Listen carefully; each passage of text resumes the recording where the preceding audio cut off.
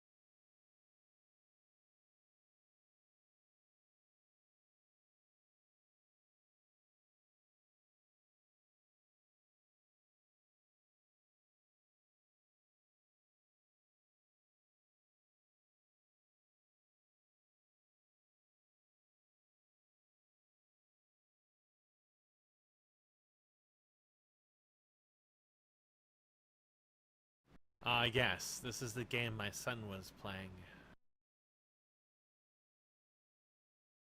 Wow, it came out very recently, and I thought it was from like 30 years ago. Hmm? Gun Z. That Is is, a very jank-looking Grand Theft Auto clone. I'm pretty sure that's not recent. Yeah, I didn't think so either, but Steam says it came out like a week and a half ago, which must be a port or something.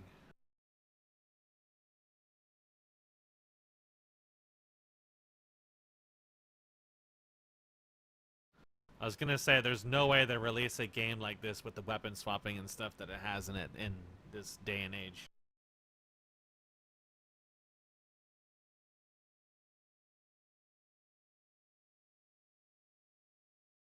Because that game, it's very hard to follow, but it looks very technical. Yeah, these are the kind of Thanks to games you I having don't internet like very problems. much. Yeah, it feels very arbitrary, is what I got when watching it. I'm looking at their Steam trailer and it's just utter fucking insanity. Yes. It's just constantly flipping and juggling people with guns and shit. It's very. It's like, what are you even playing at this point? That is it. That's all there is. There's nothing else. He streamed a bit and I watched it, and I was like, so this is the new GTA 6 game they're talking about, huh? Just needs a swing set and then we're there. Because of your internet issues, you have given me a stream streak of 3. That is 3. Yeah, wait until JD shows hers. She is here. I do see her on the viewers. But It she doesn't might mean still that be she's speeding. got the video live again. Oh, really? Interesting. You can be in chat. You can even chat with people offline.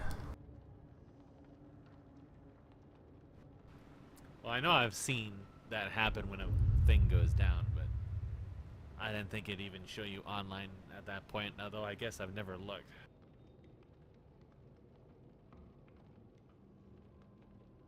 PP items. That's crazy.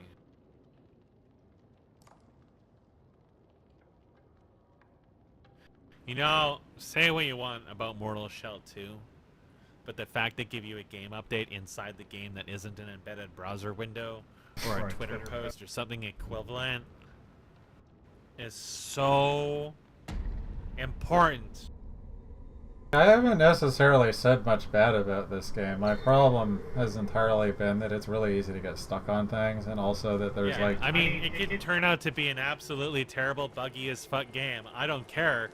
They show their patch notes in the actual game, in an actual game window. Okay, but how about there not being any something nobody ghosting? does. That too. I don't know what they're doing, but I want to figure it out. They've somehow managed to make it not aliased, not blurry and smeared, and are presumably using ray tracing. So they've got either some kind of third-party solution, or have they figured out some magical combination of settings.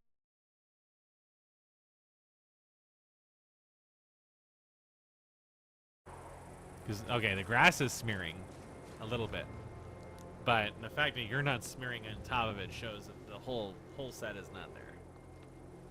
I think that's the shadows. Usually when the grass is smearing like that, you just cut right Well, I through it said and make a something. big trail of smears.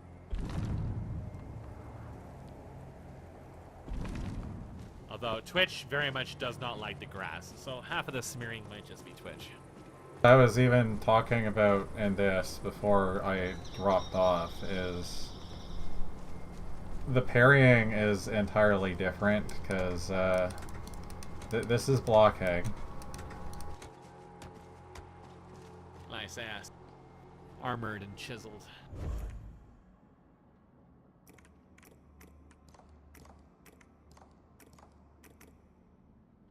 Then you've got the infinite seal that is Dark Souls parry effectively. You're wide open during that. I am holding forwards.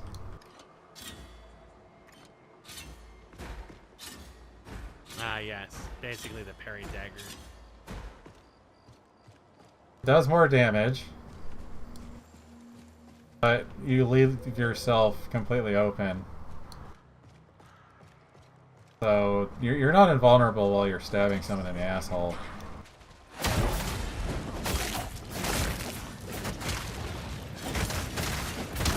It might turn into a man train before you leave.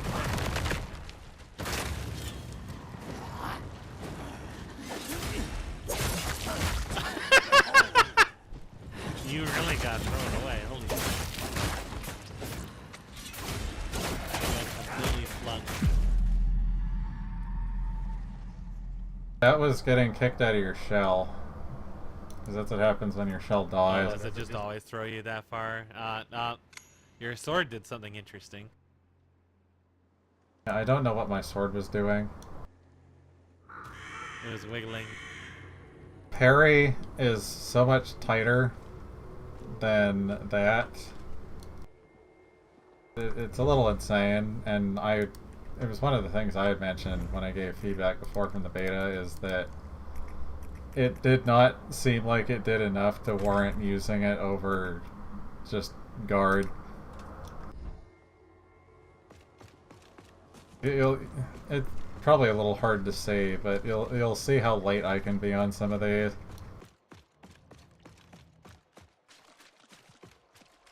Awaken life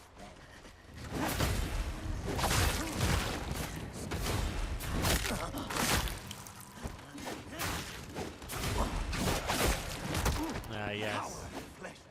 It's like Naraka when you don't have any pink. Suddenly the game feels responsive. And then you encounter another human player. It doesn't matter what their pink is. You have a bit of a gaff. The other thing that this did over other games is you don't have stamina. I never honestly liked stamina. I mean, I can understand why you do it, especially in a team-based game like this, but This isn't a I've always team-based instinctively game. never liked it. Yeah, well, that's what I mean. Is that with like co-op capabilities Stamina has or whatever? well, there is no co-op in Stamina it. This is all needed. single player. Yeah, but this comes from Souls. It's very similar, and Souls does have co-op. Yeah, the whole thing though about having stamina Of is course, that stamina's it only one way in Souls. penalizes you for fucking up, but the problem is Dark Souls also has like a buffer window of like 5 seconds, so Yeah, and also the constantly AI going tends to be get very trolled by passive, double too. tapping, and now you have less stamina. But the problem more was that it generally restricted using weapons over other things. I've never liked stamina. Thought about ways I would use it, but it always comes out of like, why not just make enemies more aggressive and not have stamina at all?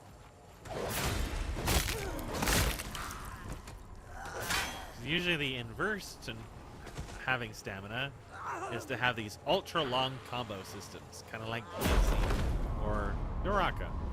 But that's not interesting either. So just have any of See how late that one was. Yeah. Well, in Naraka, a lot of the attacks are actually supposed to be like that. Like you can parry. Well, see, things Naraka related to that, even penalizes with a you slow because weapon. you're wide open during your, after your blue window closes, which isn't accurate to the graphic, and also because if you're on a better computer, you don't play by the same rules as well, everybody. by theory. By theory, that's how Naraka is supposed to act. In practice, absolutely. In practice, this is why I was going to continue that and say that this is why everything Naraka does doesn't fucking matter. Yeah. Because the game does not have... against the bots. The game literally does not have a ground truth. FPS scaled shit. The bots are as close as you get because they're not being scaled by someone's processor. That's the only time you're actually going to encounter it. They're building them off of player data. Yeah, but they're not running like on a computer that has a processor. Like they're using just the raw animation speeds. Yeah, well, the game allows this, and they're using player data. You get the problem now. Yeah, and the actual player data itself then is just... I was watching your video before when you were talking about MBPL and stuff, limits it to 200 FPS. 200 FPS is already miles ahead of what most people can manage. Yeah. That is already playing the game at massively over speed than everybody else. Yeah. Well, I think the animations are usually either going to be 30 or 60 FPS baseline because there's no delta timers. It's like everything past that point is scaling them, and I have to. God. BRB.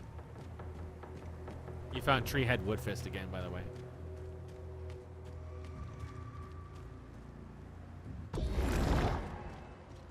Yeah, there's kind of a number of things like... I'm not really that fond of the iframes and dodges. I'd rather your weapon have motion and make this part of your... Make this part of playing instead of just waiting to press the dodge button to win. It was one of the things that I liked about the way Warrior played in Terra, which I honestly wouldn't mind playing that private server they were talking about before, just because.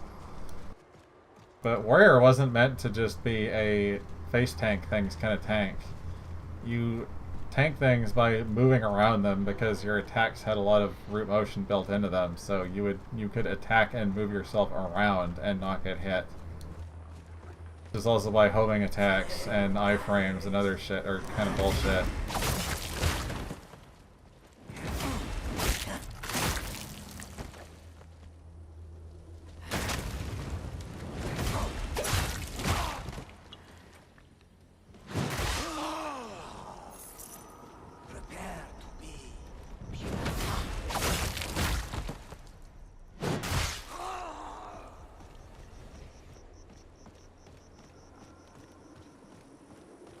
Because I know I've mentioned it a few times, but like like, how would you have the controls? Like, there's a lot of games I have played that do all of them equally well, and there's not really something that's just arbitrarily better than the others because of that.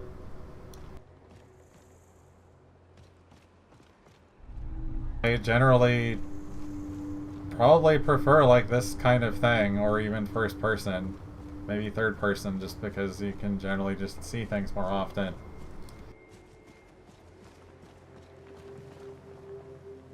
But I also really like twin stick shooters from, you know, top down.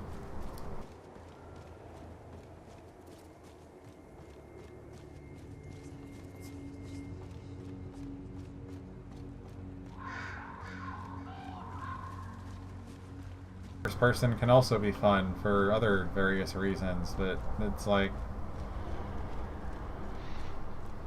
a lot of people try to make shooters that are third person, and then they start getting into the fun little details of, if you're trying to shoot something in front of you, your character's off to the side.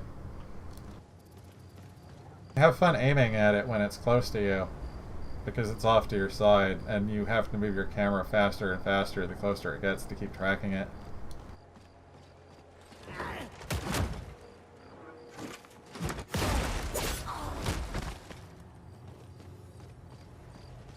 A lot of games mess this up really, really badly. Warframe does this really badly for that reason.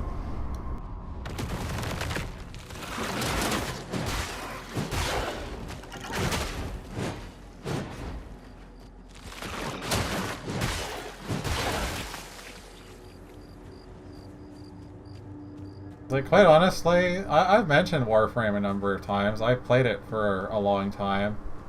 I wouldn't even mind playing it again, but now I'm realizing again why I stopped playing it, and that's because their insistence on using things like what used to be coptering, which is now bullet jumping and stuff, is basically your main method of getting around the world. And it's really rough on your fingers.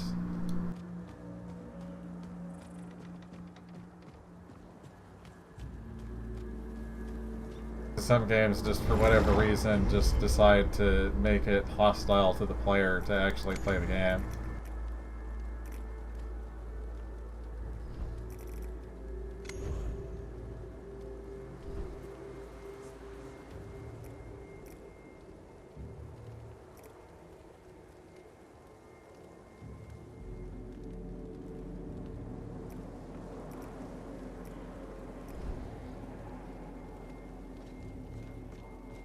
Like, I literally wouldn't want to play it just because of bullet jumping. That's how you get around.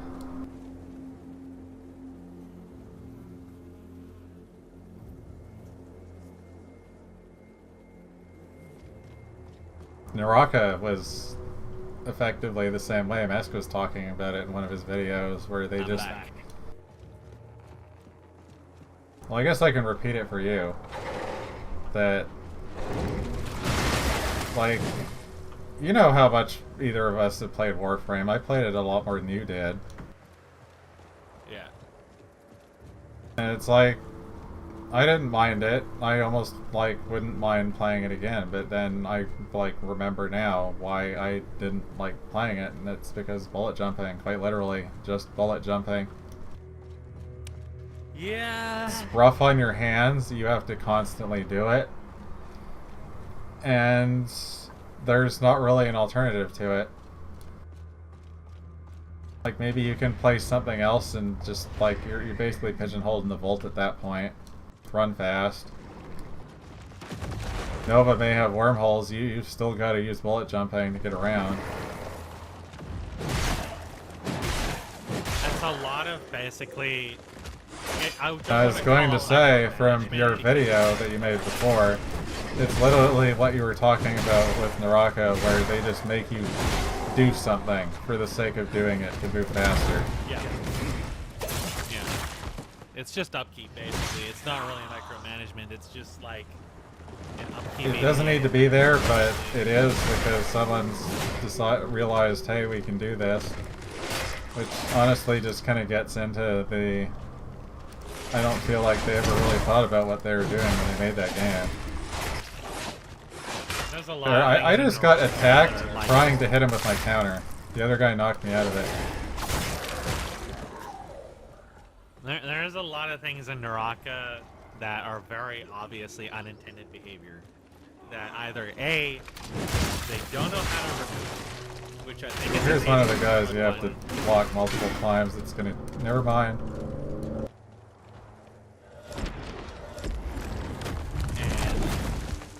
with Naraka, it's like... Yeah, that right there, that's a random thing I have equipped. Apparently it can proc off of non-attacks. Hello. You're now stuck here with me. Can you even get out of this? No.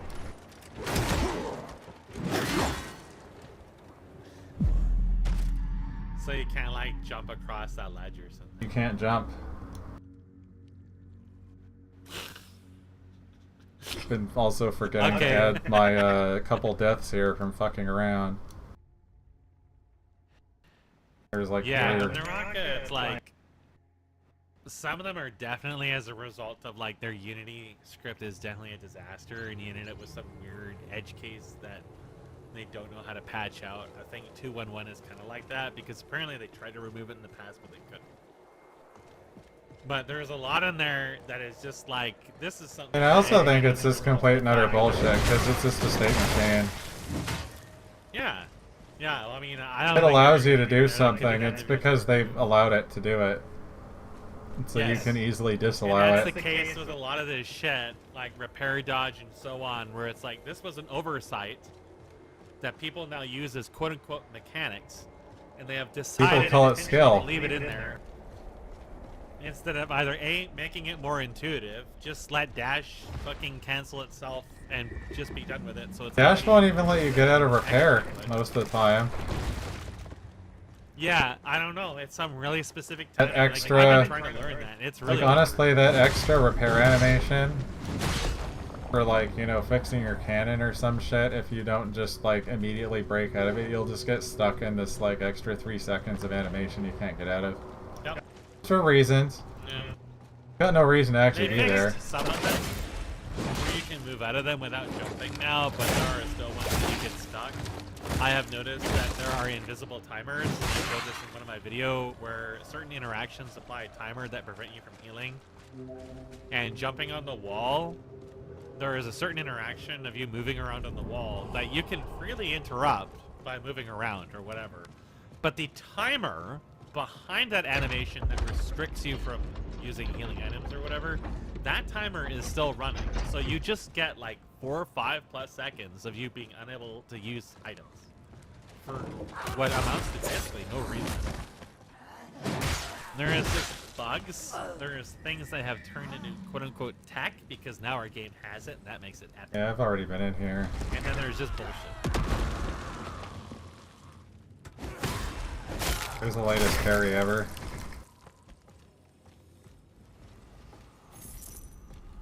Yeah, this is kind of an example of just like how delayed it lets you be with these. With guard, parry is like... Yeah, it seems like they have fast frames. Parry is about as tight as like Dark Souls 1 was. But guard is very lenient, and I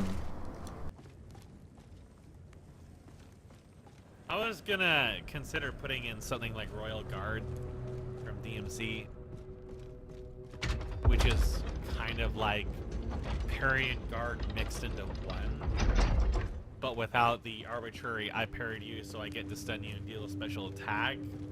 The special attack comes out of a resource,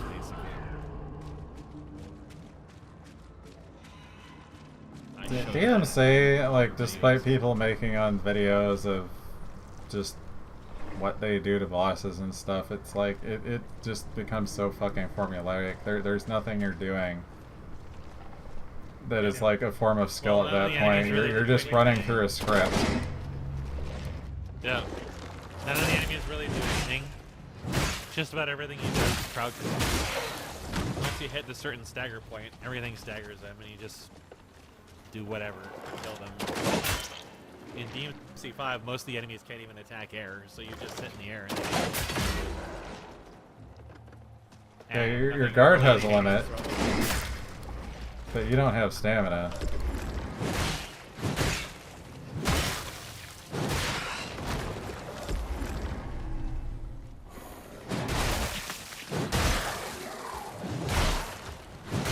Yeah, it was actually one of the things I had mentioned that I gave feedback on, that I don't like the hard magnetism. Like, that's the other reason I really don't like the way Naraka does things, is the magnetism feels like shit. hate magnetism. And You also can't I play hate without it things because of the way the necessitated. game works, and it is such a severe. It's literally auto aim Yeah. for melee. Yeah. You're not. You're going to very much struggle unless you are very, very fast against anybody else, because that's like what you were showing in your videos. The dodge past an attack. That's entirely because auto aim. Yep. But they added options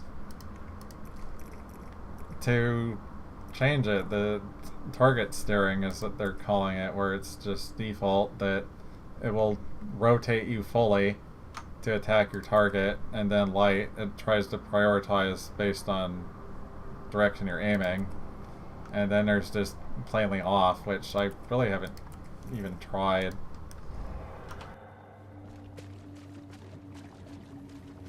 You have to actually kind of know where your weapon goes and actually aim your attacks. You're not just swinging wildly and letting auto aim do all the fucking work for you. It's like you're not even really playing much of a game at that point. That's why I've never considered adding auto aim to mine, because it's like I don't have iframes. I want to have mobility. Well, you're Auto aim also defeats like the entire this is purpose the of all thing of that it. I'm just gonna say, that unless you are authoring your own animations and making them very precise, you kind of need it, because otherwise you're probably not going to be in very good control over where your attacks are actually going to end up consistently. Yeah, well, definitely. And it's also Guys, going to become an issue if you're... Like, I can do a lot of things just with, like, the backswings of my attacks. It'll still let me hit things.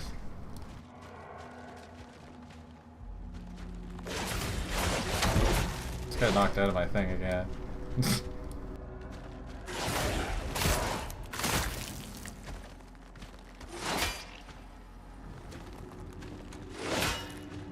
I don't like it this when game you is get so really fundamentally sloppy different. systems, because it feels awkward. And I guess, yeah, I'm not actually guard breaking him. That's what's happening. If I'm getting knocked out, I'm not actually breaking him yet.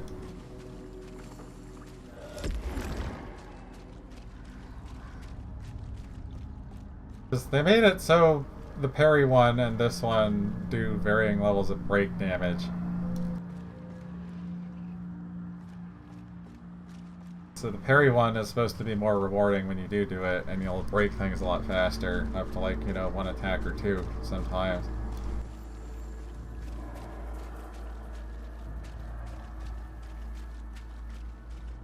Because honestly, it's already like a step ahead of like most Souls games that try and follow this kind of shit, is they're just like, oh yeah, you parried the boss, now he's fucked.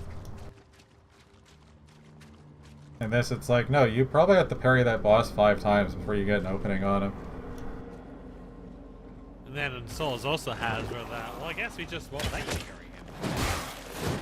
And what is or isn't variable is, well, good luck. That was an explosion. A natural gas explosion. I was about to say, it wasn't a natural gas explosion. To me, it looks a little bit like piss.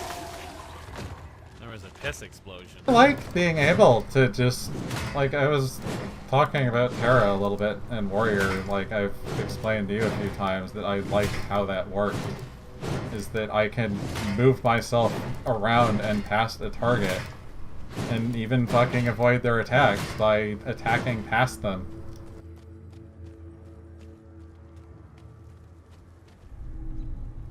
It's not just this slap fight where you're just like, this is all the fucking melee turns into otherwise. You're just doing this.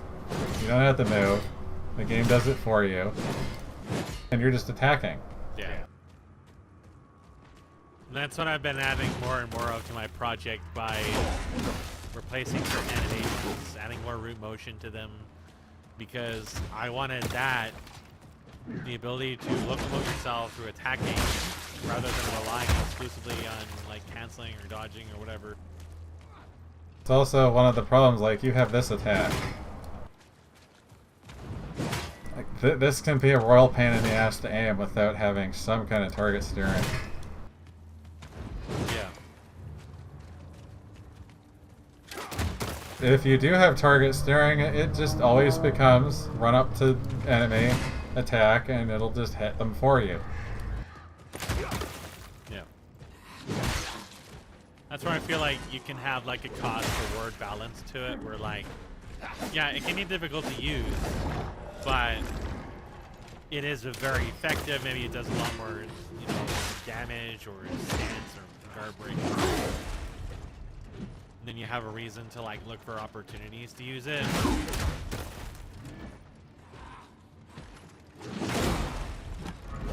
Like I had to do it to him that many times to stagger him. But there's like also with my attacks. I don't know if this was in any of the versions you played, but there's a system I have that follows your camera for a short period of time when you initiate it. And one of the things I was going to do in my revision was change the skill based on how long the attack animation is. Currently, it doesn't do that because it's just an arbitrary timer. But in this, it kind of looks like once you initiate the attack, you can't change the direction at all during the windup for it. So you cannot course correct even a little bit. And that tends to be, in my experience anyway, so it makes them feel a little more awkward to use.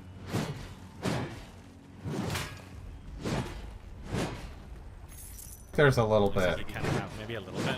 Just when, yeah, I mean, when you start, it looks like. This is what I was talking to you about last time you were doing anything on there. Was I think my rule of thumb. this was is effectively motion warping. Is that for part of the attack you can tell it to do something. Yeah, motion So, warping is what I was going to in the case of this, it's like halfway through the motion you can still steer it, but then you're committed after that. Yeah, my rule of thumb, at least for mobs, which I had only partly implemented for the player, because like I said, it didn't scale at the moment, was once the swing damage starts, you no longer can steer it. Unless in specific animations where it looks like you shouldn't be able to, like your feet leave the ground, then yeah. Because I was also talking a little bit about that, like, the whole Blizzard thing and just other games. Where it's like, it's hard for me to even pin down, like, what control or camera system would I even want. It's like, I like something like this probably a fair bit. But again, I can reference Warframe very easily because if you're doing this and it's a shooter, or you have ranged, you've probably had to deal with it several times yourself in Warframe where you have, like, this is even hard to demonstrate. You have an enemy over here. They're approaching you from this side because you're offset over there. But when they're coming at you, you run into the whole problem that you're now chasing them sideways as they're coming towards you. Yeah, and then aiming can be a pain. Everybody loves the over-the-shoulder camera.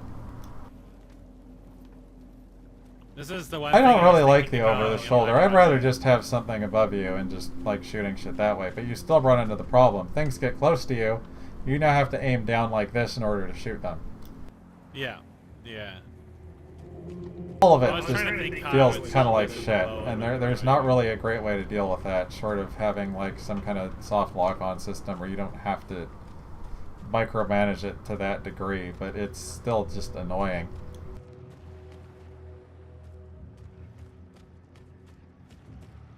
So my project was either going to be the camera centers itself, and you can use the zoom out as you want, It's first person. or it gets very, very close to the head.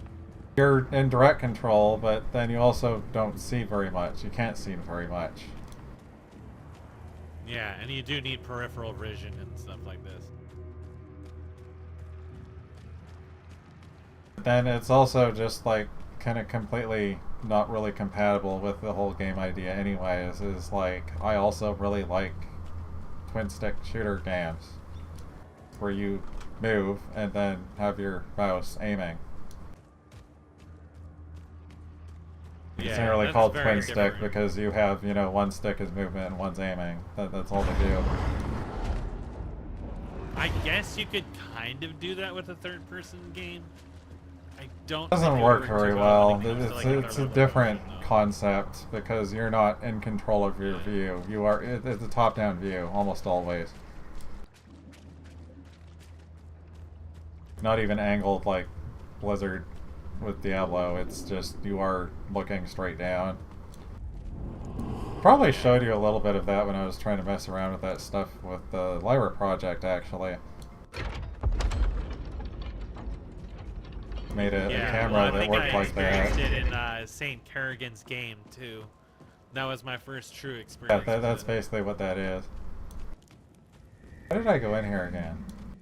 It's a very, very different kind of game. I don't know if I feel strongly about it either way. I think that there's probably a lot of games that are, because I noticed it's very similar to some of the games I see. Quite a lot of games that do it. Number Alien Swarm is something else you've played. Yeah. I always feel like it's kind of missing something, but I can't like pinpoint what it's missing. Like, I'm not really sure. Depending on the Usually game, people I say, would well, you still can kind of reverse feel that, like I but- wish I had a third-person camera instead, kind of thing. Yeah. Well, it's You more are like- simplifying it's the less game about by the doing this. camera. You're taking away Z. It's now just X, Y. Yeah. Effectively So playing a it kind of 2D feels like you're game. missing some interaction layer because of auto fire and stuff like that. At least in the case of that game. And it feels like now a lot of the times it doesn't really feel like I need to pay attention when it should feel like I pay attention. So now this is where you do need really tight balancing, but the style of this game where it's predominantly randomly generated content that's governing everything anyways, then at that point you can't really balance it that much. So now you're just like, okay, so it's not really a balancing thing. It's more like we're missing some kind of interaction layer, but what would you add to this that doesn't make it a mess? And since it's something I've never really dealt with before, I don't even have any ideas for that. But it always felt like Yeah. it's something I'm missing something. I was just more talking about just like the general control schemes again, but it's like you don't even think it's really that Well, I played a complicated, lot of but Diablo. so many fucking games mess it up. So it's like I liked how Diablo 2 played. I played a lot of PvP in that, and I played a lot of Paladin, and there's little things you can do like, you know, using charge to locomote around, and that's like probably one of the reasons why I really hate iframes in games, because this didn't give you iframes. You literally are using an attack to move around, and you can just run into something. But it was very fast and very precise, and it felt good to actually play, as simple as it was. And I mean, it's not like Diablo 2 had a lot of freedom of movement, and it wasn't exactly the smoothest game, but you still had like that control, which again, Blizzard typically has done well. Something I can say is an issue in this game is your attacks. If you attack too quickly after doing a counter, you'll sometimes just attack and not go into your counter. You'll not get the counter? Yeah, Naraka does that to me too. There needs to be a little buffer. Naraka's there. also got a lot of really That's stupid how I shit in it where you can eat somebody else's counter. Yep. Anyways, We'll just hit both of Shale you. on this issue too. I'll mention this in a hero video that I recorded recently that I need to edit. I was going to start on that today, but I don't know if I'm going to. But this caused us issues when I played duos with Mucky. Is before her shield grab. You could interrupt this, and it would kill the entire thing. You could interrupt it with a grapple. So she can grab someone, and then you can instantly knock them out of it, and that like drops her revolver damage and CC and everything. Of course, now she's like bonkers busted for a variety of reasons, but these are like basic things that probably shouldn't have happened anyways. I mean, I would be fine with you just leaving it and letting the shields damage. That makes sense, because now it's kind of more or less serving the crowd control theme of the character. It's current situation where it does that while dealing millions of damage. Plus, when I mean, you probably have seen it in the compilation videos, but even in just training with no ping at all, still targets, I show you the actual collision size for this shield. You are going to have a gaff for sure. I don't even need to imagine this because I've played it enough. I know how stupid everything is in that, and they just kept making it worse. Yep. Oh. And, my very rudimentary high ping, low FPS combo I can do on the Kanye character will do 3,000 damage with a red weapon. And it is all a hard stun. You just got schwad. Running around this whole time with none of my files left. You got schwad. Just get to heal myself by 20% of my health because I have a mushroom that will passively do that. Maybe it's 35% now, I don't even remember.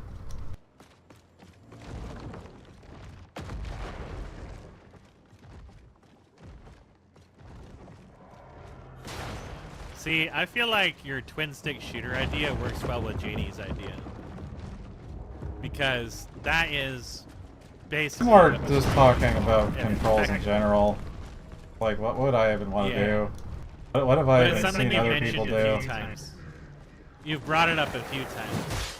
I've talked to JD about it before that I wanted to do something like this.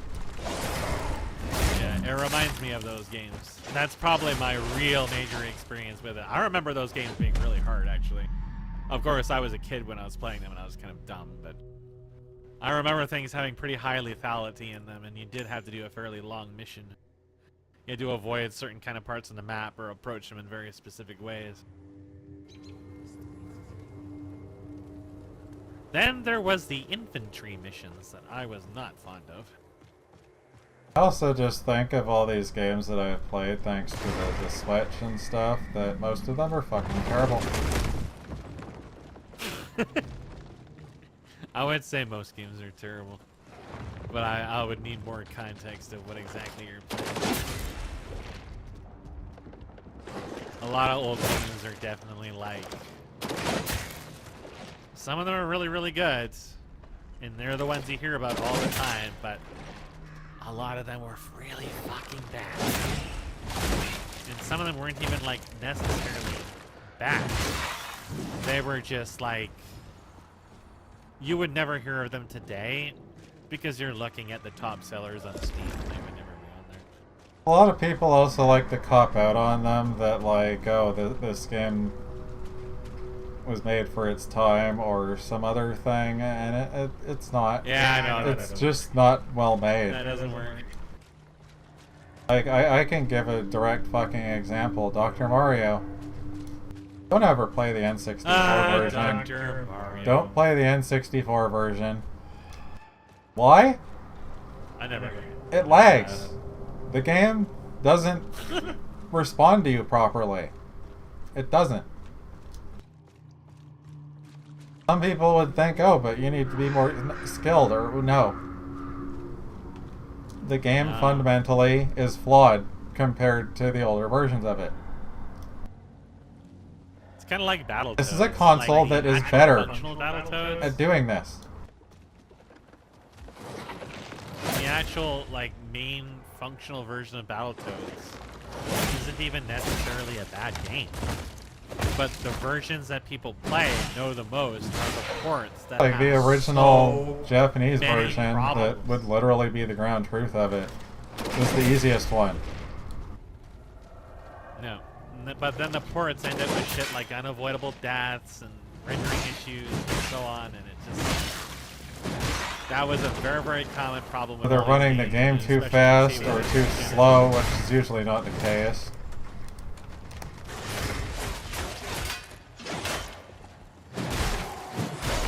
The Genesis is like widely regarded to be the refuge game of this kind of stuff. But Nintendo definitely had their share too. Nintendo 64 is like a complete ass of a system. Nintendo 64 is like the litmus test of fun.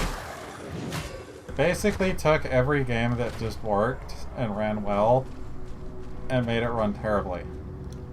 And brought all the issues with low frame rates. The games aren't designed to run at low frame rates. They don't ever design them to run at low frame rates. You had It's also a mean console. SNES games or PC Engine or whatever that were designed to slow down. But slowing down is different than running a game at 60 FPS that is now running at 30.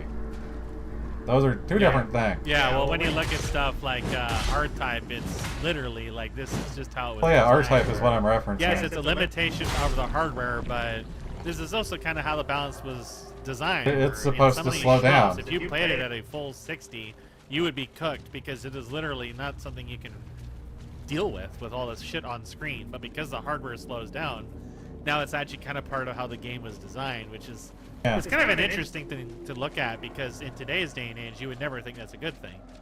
But yeah, do you make a game for it just happens specific in other ways, hardware? like Naraka. You're basically going to design it around the characteristics of that hardware.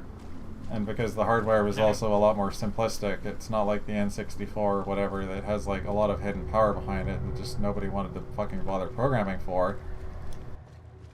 And then of course you got people that are like, I'm gonna make Mario and it's gonna run good now, and it's like we have a lot of modern programming techniques, we have a lot of extra knowledge about how these things work that honestly a lot of developers back then, yeah, they probably knew a lot more about how the actual hardware works, but there's probably a lot of things that you're just not really told about on these consoles to use, and then suddenly things work better. Just like where modern techniques comes in. Like, it's not just like, you know, modern compilers or things like that. It's that there's just a lot of things that were discovered that this runs better. Well, you also had the issues with the availability of tools and information because a lot of the older consoles had very standardized formats and tools.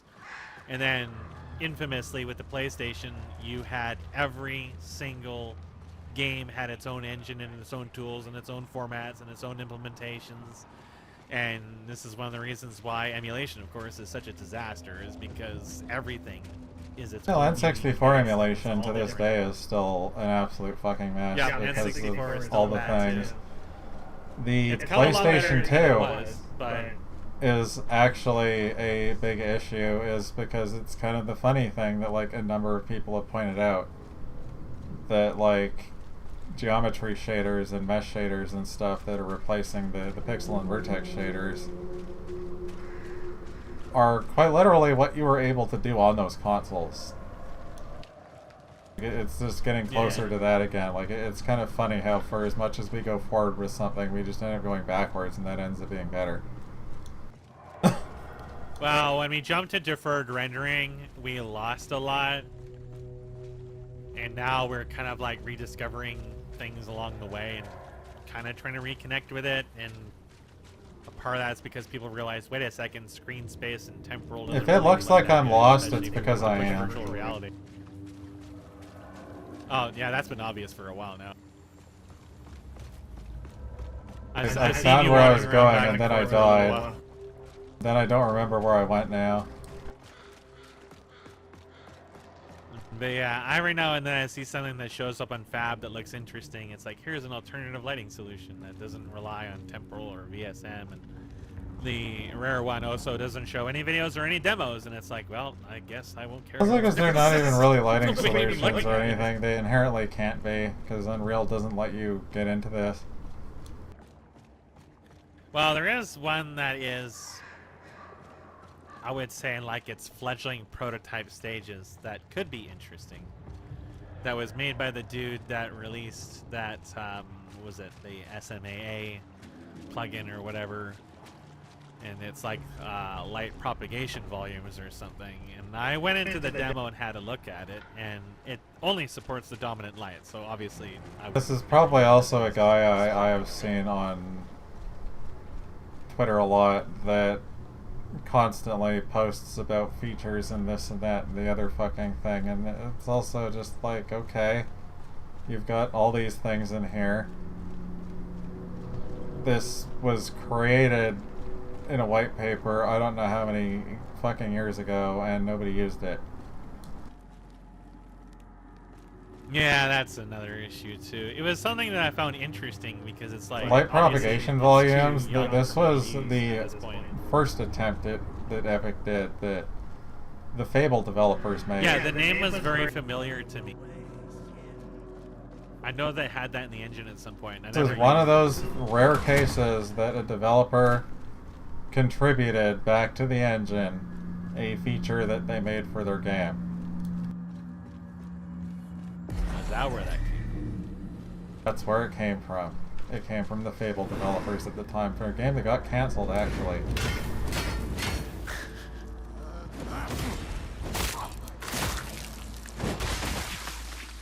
Most developers don't do this. And there was another one. Make these big presentations, practically talk about every little thing that they did, because it's not something they can stick in a plugin or something, because it's just saying, fuck it, we're editing the engine. It never gets released as something for other people to be able to even figure out how to use. Where the fuck did I even go? See stuff from that Epic dude, their technical artist, that made the fog and slime and all the other stuff you had on Ashens, that's his name. I'm still waiting for him to release project samples or stuff. A lot of the stuff that he made was very interesting, but it never showed up in anything, and some of his descriptions were definitely not enough for me to base something off of it. I've just gone backwards.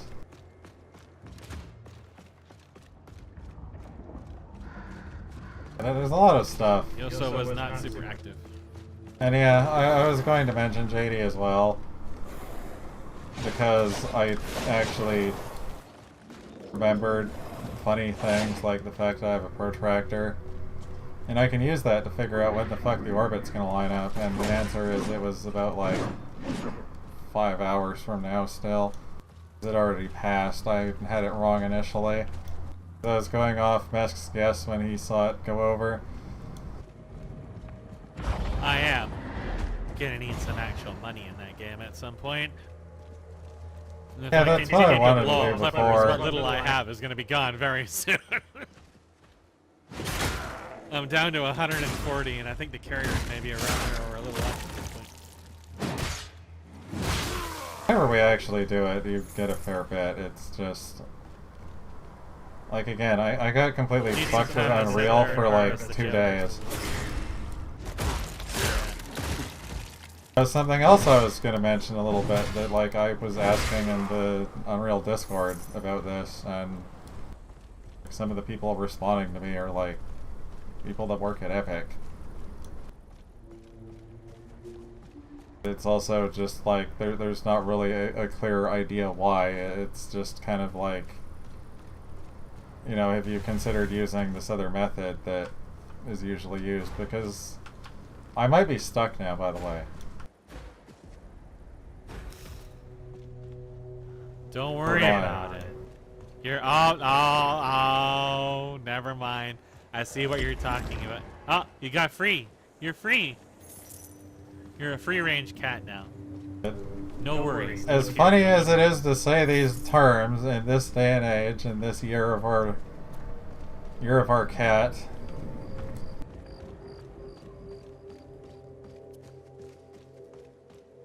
Epic has the model for how projects work, which is you can have a native project and you can have a foreign project. The native project is you don't build the engine, you stick the game basically where Lyra would sit in the source, as you've probably seen. It's under the games folder. You would stick your project there and you'd join it to the engine and you would build your project, and that would build the engine for your project. And this is what's called yeah, a you were telling me that you can do native that. build. I'm not really sure what the advantages of that are, but You just have all of your projects in the folder of the engine, and then it just builds that way instead. I don't really know how this functions if you have, for example, my project that is already in this weird ass state. So the whole problem is it wants to build the engine when I build it, and it builds it over the engine I just built. Why is it happening? Nobody fucking knows.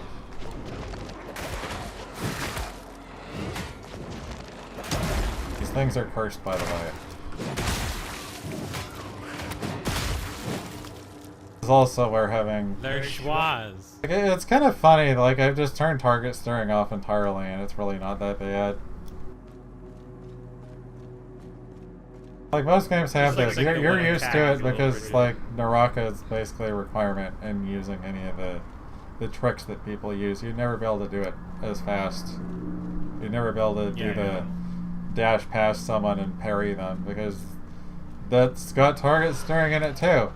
When we're saying something about it doing weird things, that's because it's angling you to face who you're parrying. I think I want most of my enemies just to explode into a cloud of gore that rains bits and pieces everywhere like that. That was gonna be my solution to death animations and bodies. Just turn them into bits and pieces. Having a cutting system would be nice, but I'll settle for them exploding. But like I've talked about what I wanted to do a fair bit. Like it's honestly the worst parts are just like how you'd even manage it, because like it's something that you'd have to do right or it's not going to perform well. It is that degree of your projects are like idea that you have to do it well. I would have to use mass. It's not even an option. You have to use like every little trick you get for performance, for having more things moving around. But the Vertex animation pipeline. The baking and shit, yeah. Yeah. But I mean, I would probably be looking at that too for swarms, but I effectively wanted to have fucking bad. Fuck off. Is this Dragon's Dogma? You have a gun. A few different weapons. I just don't have them. Dude, is this fucking Doom? That's crazy. Ah.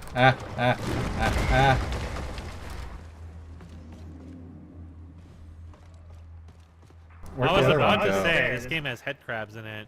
You're about to go off the ledge, by the way. Man, they might as well be. No, one definitely went off the ledge. He's gone.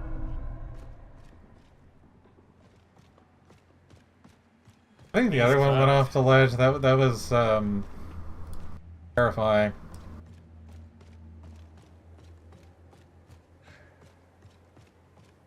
But what I was going to say, like honestly, pointing at something like Ashes of Creation that you don't know anything about, so it doesn't really help. Yeah, I don't know. Would honestly be an example of the kind of idea I had.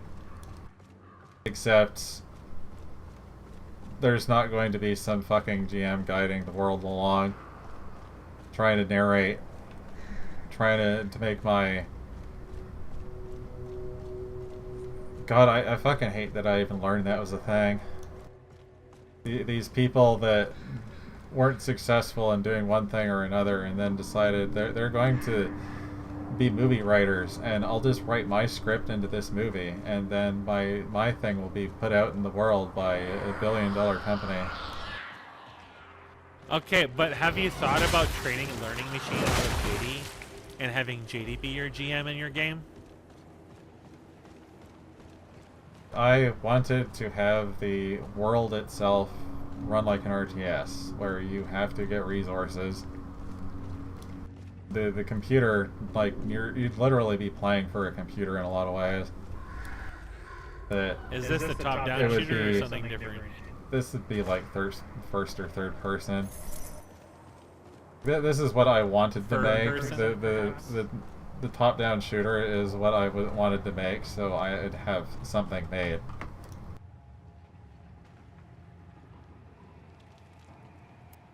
there's a lot of those that come out. Some of them have to be using Unreal. There has to be a way they're doing it. And I imagine it's using Niagara. I wanted to have the world basically run like an RTS, except it doesn't have like generally a win or an end condition. It's just like this is how things work. You could tell, like you could basically put in work orders and say like, you know, I want to construct something here, and you're basically telling your computer that like, you know, isn't just yours, but it's like just this is the world. This is your faction, let's say, instead. Catfish spams catfish at you. That you want to build something somewhere, you put in a requisition to tell it to build something somewhere, and then you have to actually deal with the resources and things that are involved with that, and then it would defend it and other things. It's probably still not going to defend it as well as you being there, but it's like you want this to actually not just be like, oh, you weren't there, now it's lost, hee. You weren't up at 5 in the morning. Now your thing's gone. Every PvP game. Sorry, you guys weren't up at 5 in the morning. You missed out on the carrier. Or you got all the games that are like Ark that just let you destroy people's bases and stuff. Like you have base building and people can destroy them. So then you got a lot of games that are like, hey, let's put raid timers and stuff. And it's like, what that? You couldn't be there for the raid? Well, if your base gets destroyed, then that's on you. There's basically nothing you can do because it's entirely PvP. It's all PvP. Monetization.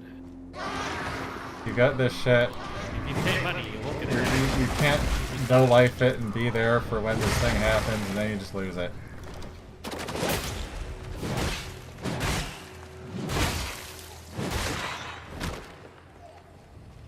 folder I opened was the wrong folder.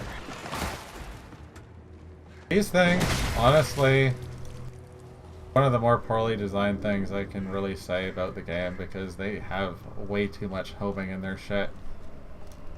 They turn into fucking missiles and chase you. Where enemies will track you a lot in this. There is a lot of tracking that happens during attacks, but it's like the same thing that happens in like the Souls games, is that if you dodge too early, they're going to track you and hit you anyway.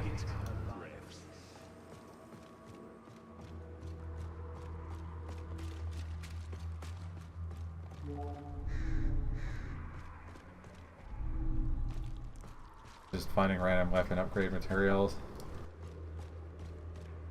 But I wanted to have like an RTS for the world. This is how it would work. It wouldn't directly do shit by itself. This is just like the system. This is like how you interacted with the world, was as an RTS. But you weren't playing an RTS. You're like literally one of the units in it. Except you're not just... Like, it's not balanced like, as an RTS that way. There were other games that had done this, but I don't want to do it to that degree. I've never played it, but isn't like, what was it, Command & Conquer Renegade kind of like that?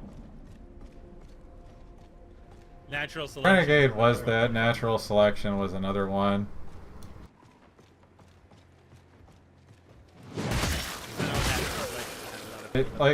I don't want it to be that you're playing an RTS. The RTS is just basically how the world runs. I just am rambling a lot about the same fucking thing, because it's... I think I understand it. It's relatively straightforward when you think about it, just... Rather than the game being static, like there's things happening because the computer is still managing its... like what you've given it to do, but it's also not going to be completely independent. That would be a psychological horror if you played my RimWorld game. Because, like we've seen, like most games, the world doesn't ever change. Nope. The honestly closest thing is like the way fucking PlanetSide 2 works, but those bases are so horribly fucking designed. There's just a lot of cheese. It's like, why would you ever do this to yourself? fighting against them is not fun at all.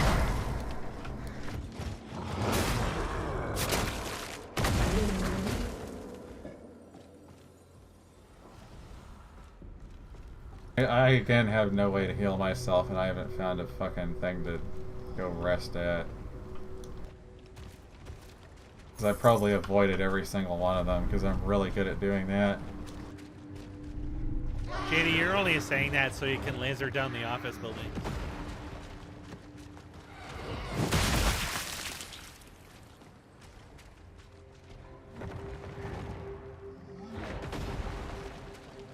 Well, that was the other thing about it. Like, I wanted to actually have the game support things that aren't just the game. Like, I wanted you to be able to just have fucking places to hang out with people, like whatever the fuck. But that's also not like the focus of it still. Like, it's just it doesn't it doesn't prevent it. Most games are really bad for this shit. How many hours of my life have I spent, A, hopping around the little extrusions in Orgrimmar Bay, There's something fucked going on here. These puffs are where he was throwing the rocks. What the hell? They started playing when I got closer to it. You have found an interesting bug.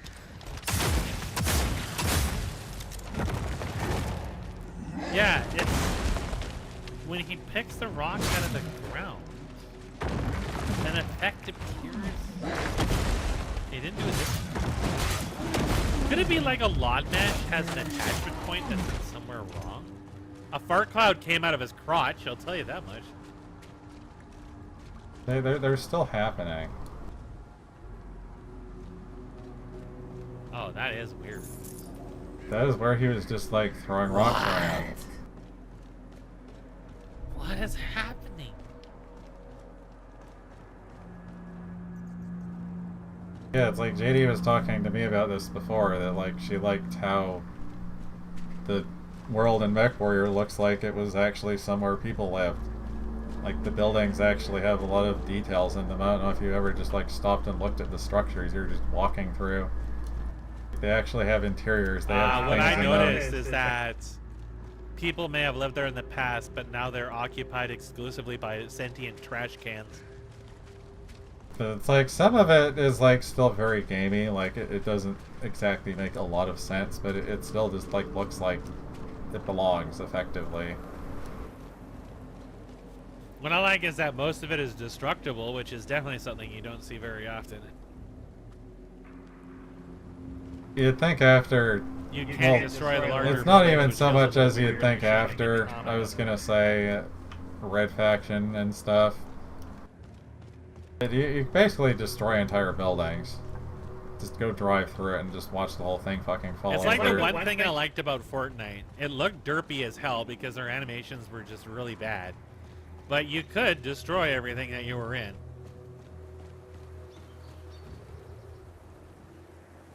Which gave you, like, opportunities to do things you just, like, say for example, in Naraka, or what I think was DayZ that I was watching when the people play, you can't do anything like that.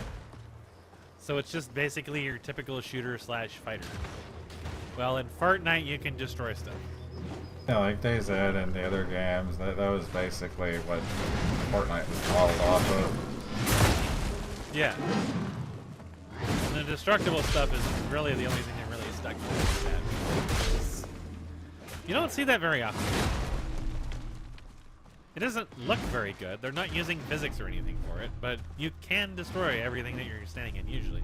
Some fixed areas you can, like the underground tunnel, subway, mass, whatever the fuck it was supposed to be. Well, I had played it before. I am aware of how it was, but it's like, yeah, there's a lot of things that you could just break, and I'm kind of just doing a hazardous death run here, trying to find a fucking beacon that doesn't exist, and now I've approached this from an entirely different location.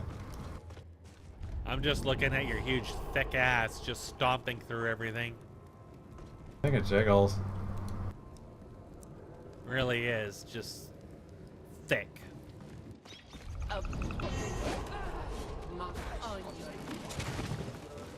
Everything kind of jiggles.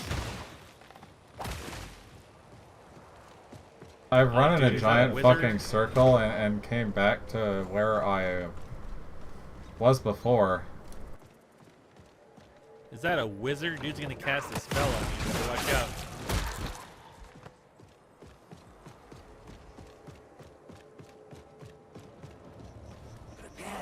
It's another reason why I wanted an improved model over my model, is because the topology on my model.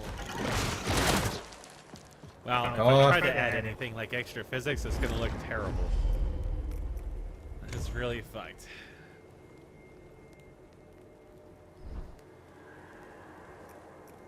We finally found the bonfire, and everyone mysteriously disappears. What's the other funny thing? This game has a hard mode. Are you in hard mode?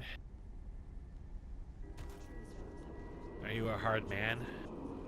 If you remember anything about how that area looked. Also gotta have the big lady. That's something else that these games seem to have now, I guess. I am your Yes, they devoted always have to brother. have giants. Oh, And now because I can had- show JD this whatever again it because you was. probably missed it.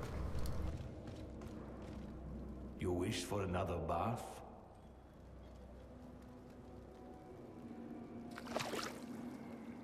I see you in Ah, the yes. too. This is Perhaps my you'll favorite. Wash my feet next.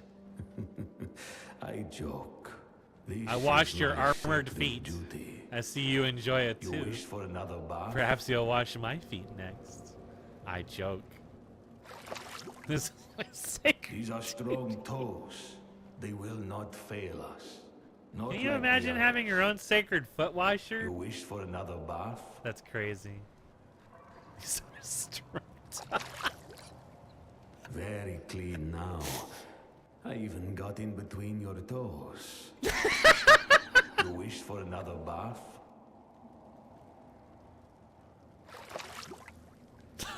They say the meat Took him of 3 snake tries to get once in between the flowed through toes. Fainweir. What was he doing the It whole time? nourished all until it turned to gloom.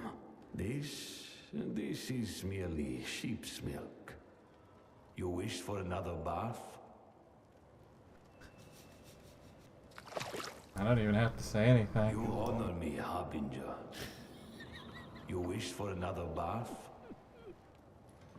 This is my kind of content. Very clean now. Yeah. Even got in between your toes. You wish for another. I'm looking at his feet and how dirty they are. You obviously did not reciprocate his I initial see offer. you enjoy it too. Perhaps you'll wash my feet next. I joke. This is my sacred duty. I see. You wish for another bath? They say Only he the had river another line that ignites said- beast. He had I one was really line that was joking. really good, but he's not saying it. You honor me, Harbinger. You I wish like for him an- sliding around too. I see Every time I you look enjoy- behind him, Perhaps I you'll- think it's the this wax is- thing from Dark Souls 3. Dunk head and wax. That's what it kind of reminds me of. Just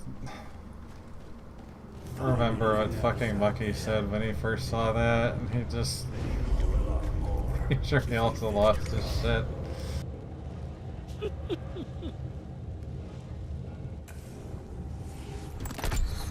And yeah, we've also got these various things that are your customization, or these tar stones that do various effects.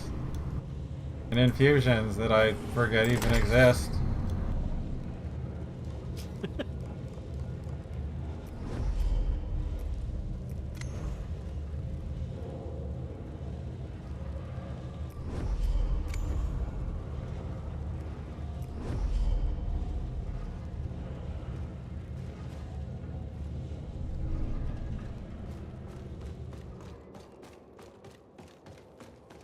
And neither of us are going to remember what we actually saw. So if We you saw run past those. that guy, he'll complain that it's rude to not stop while people are talking to you. Attack all of them too.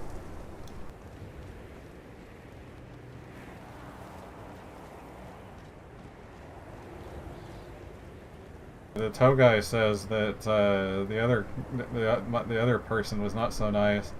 I will plunge the day into darkness. This dude's really tall.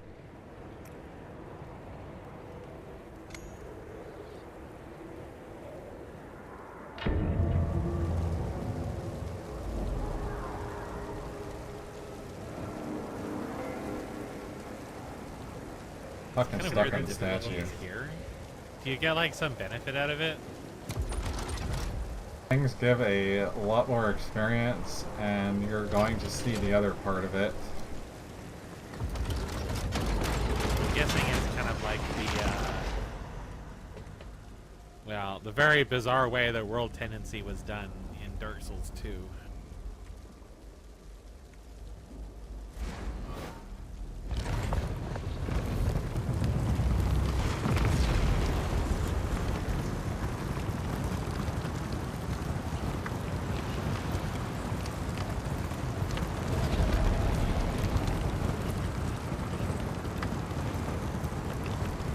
What is that?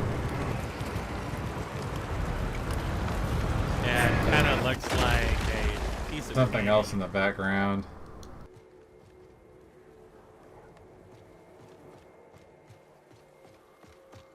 It's like a bottle or something. I'm not sure what that was. Alright, it is now edgy. As I have learned, hard mode isn't just stats. There's more guys. There was only one of these here before. Ah, yes, there's more schwas. There's They also schwas. hurt a lot.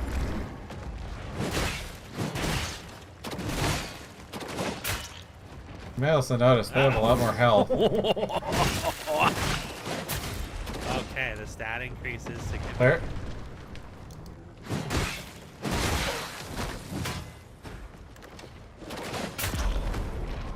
Knocked out of my thing. Schwa's a little bit like a cat. You startled it and it flew into the air. Also, you like got insta-gibbed out of your body. You got a new item though, ain't that crazy?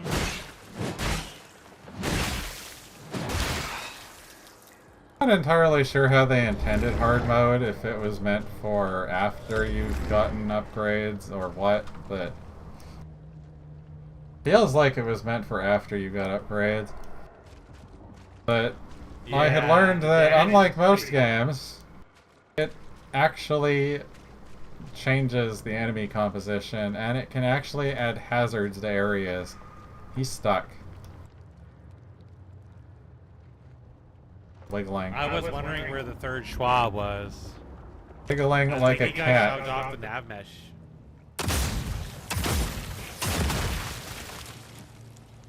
He was wiggling. I wonder if he's off the nav mesh. He like somehow ended up in the air and then got I there. don't know if and these hit the nav change. mesh there.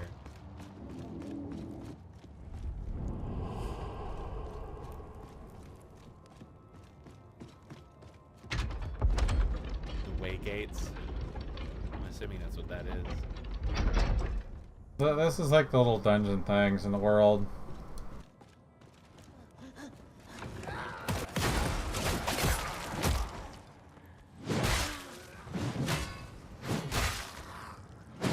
It's like if it wasn't for the wide swings, like this wouldn't work so well.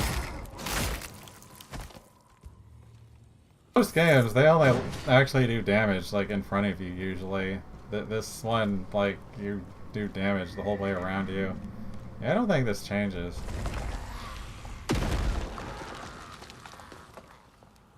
Turn him into paste.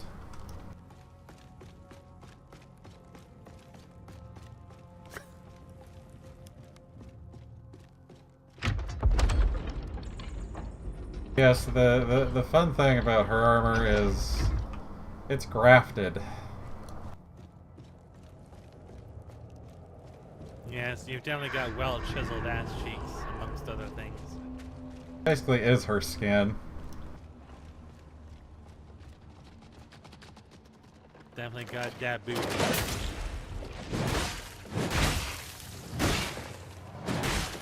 The other funny bit of this game that I've noticed is, especially when you get enough upgrades and stuff, is that you can actually stagger a lot of things just from attacking them enough. But Kind of like how DMs. the Souls kind of thing, where if you just attack something enough times, it is basically known to stagger at that point.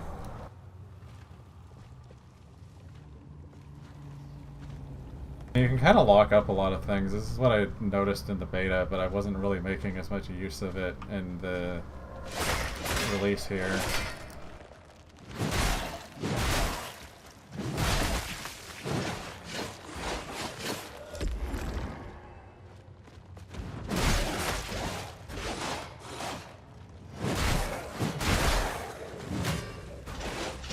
I didn't even see you get hit and like all your health is gone.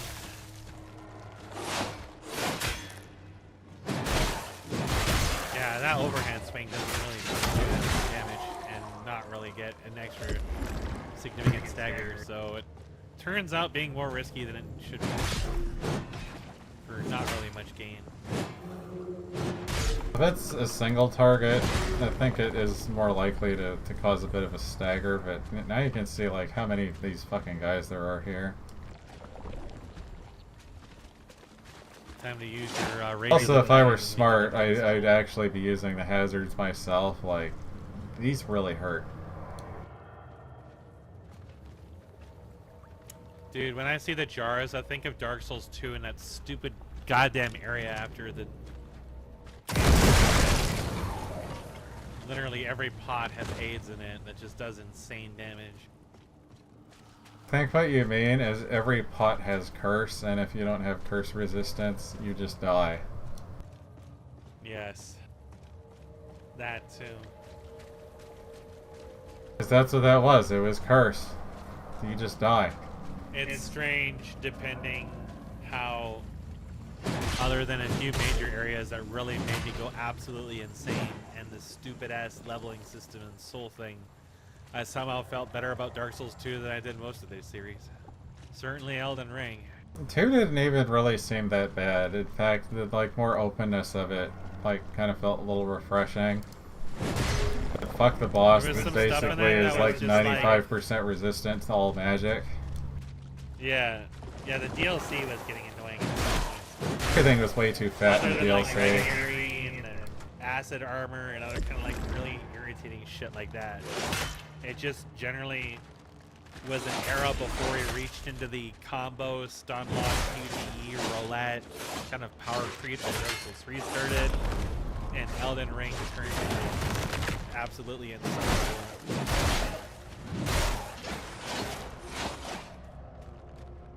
I gave you a little taste of that in Elden Ring when I had you fight it really possible solo once or twice, but we definitely breezed through that game before it happened.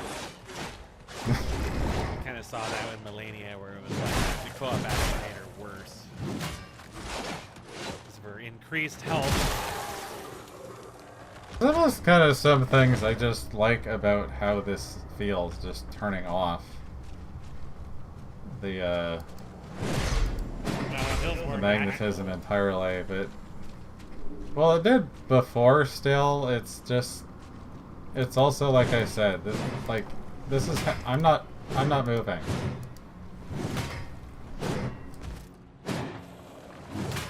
Entirely moving through attacks right now, and that guy really fucking hurts too. Well, that's one of the reasons why I like BDO, honestly, is the way that things flowed together felt nice. You got a lot of locomotion out of just using attacks and abilities. Once you had an actual grasp of how Going to in do a that, fucking circle again, by that's the kind of way. what made the combat system work.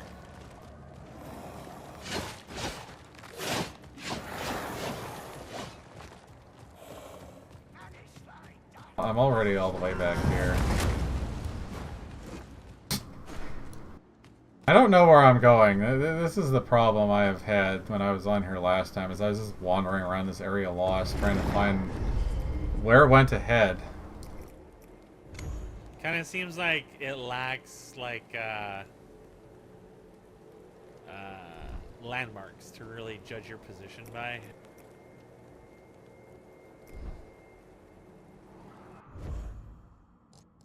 I've got a map. It actually shows me shit if I zoom in on it. But, like, I've been over here.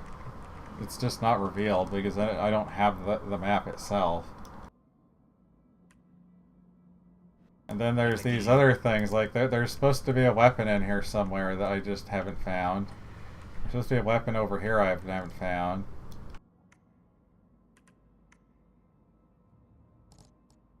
You have to actually find the weapons. That's like the Ultra Great Sword, I think, kind of thing.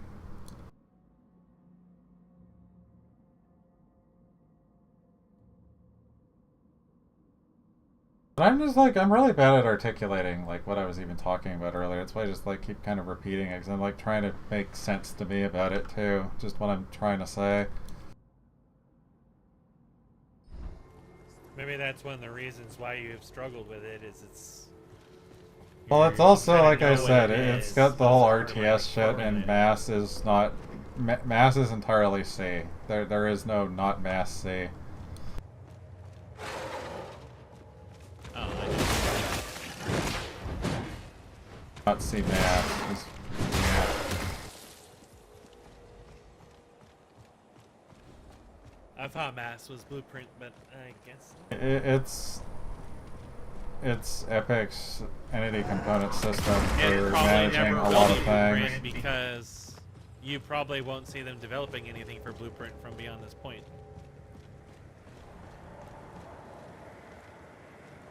I just don't like it because Blueprint makes it really easy to debug something, so you can just see what's going on and not have to completely pause everything and step through a fucking debugger that, oh yeah, you have to make sure you build your game with unoptimized code or you're not going to see half of the things. It's also probably one of the reasons why I was able to get into programmatic stuff, because I can visualize what's going on as opposed to looking at a wall of text, because my eyes really look at code. If I look at it long enough, I can kind of like infer how things work a little bit, but Blueprint, it's usually like, even if it's not something I made, unless it's like super subdivided, I can usually figure it out. And usually quite good.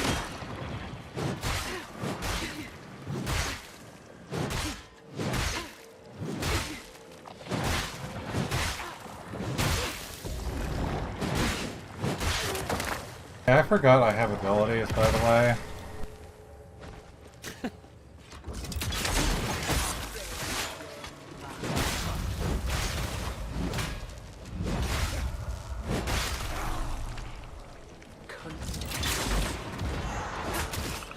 There's also unavoidable attacks.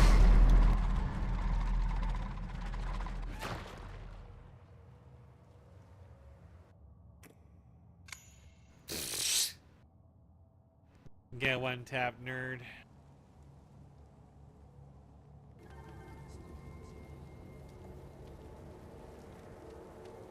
It's like, what even was it? I'm probably thinking of the right game. That, Straight up. unavoidable and avoidable even being a difference. You know, there's Goes into the whole problem I had with what I am pretty sure was Heavenly Sword. Yes, Heavenly Sword was one of those. Because you've got the blue and you've got the red. One you dodged, one you parried, and the whole game became Simon Says, until it decides to not actually show you a color, but you still have to figure out which it is. I hated that game's combat system so much. I didn't have a huge amount of problems with it, I hated it. I like the concept of it, I didn't like the way it handled things. No. I know that Golden Nine Souls, I was going to play that, but it also just seemed like it just...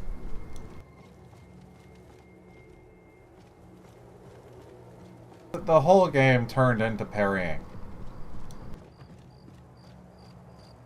I feel like in order for parrying to really work, Like, honestly, it even has this to be is a a lot of playstyle parrying, but thing, I and still have the options to just go unga bunga on things if I want to. it's choice-based, at least so far. That's when it works, because yes, you can parry in Dark Souls. No, you don't have to.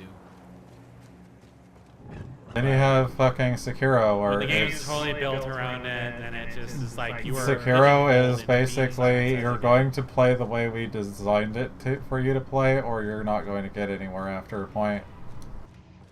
We're also not going to teach you that that was the wrong way to play until you're halfway through the game. Yep. And then you just honestly got how broken the fucking bosses are. Like, just broken, like, rub into boss and the boss becomes easier. Stuff. It's a From Software game. That's really what it is. I have, like, it's kind of the funny thing that you wouldn't even realize unless you, like, actually looked it up for some people, is like King's Field is From Software. I played a lot of King's Field before. King's Field is a very different kind of a game, though, isn't it? Isn't it? No, Like, not really. It's still a lot of the core things, even down to an unnecessary amount of things having poison. In other words, This is also where the Moonlight Sword and other things came from, was King's Field. Just kind of became their thing to throw in every game for reasons. One of the DLC bosses, like, I think that was 3? I don't remember. I feel like JD would have liked my game. So this is Bloodborne I'm thinking of. One of the bosses just has it.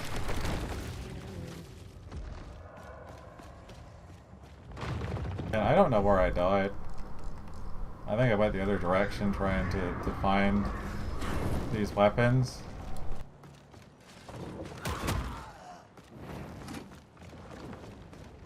So everything will not hesitate to clap your cheeks if you try to run past them. I mean, Not necessarily an attack to like directly grab you for doing that, but if you're just running from them and you're not dodging them at all, they will probably just hit you. There's usually enough forward momentum on most enemies. I know I mentioned that before when I was watching you play Nine Souls, that like I didn't really like games that were just all parrying like that, and then I went off to play fucking Sekiro. Ender Lilies is also, I wouldn't say parrying is Can play it that way, but you don't have to. It's honestly At least the way you were because it playing is so was fucking very much lenient. like that. It's again one of those games where the parrying is really lenient. Whereas Nine Souls and this using the parry thing, it's kind of the same idea that you do it at the right time or you get punished. But not using it is also punishing you because that's not what the game wants you to do. It wants you to parry things. Or the samurai cat thing, whatever the fuck you are, and if you're not blocking God with a sword, then you're not playing our rules. I think what I liked most about those games was the cat boss. Every single thing was a cat in some shape or fashion. Casting animation, cats appeared.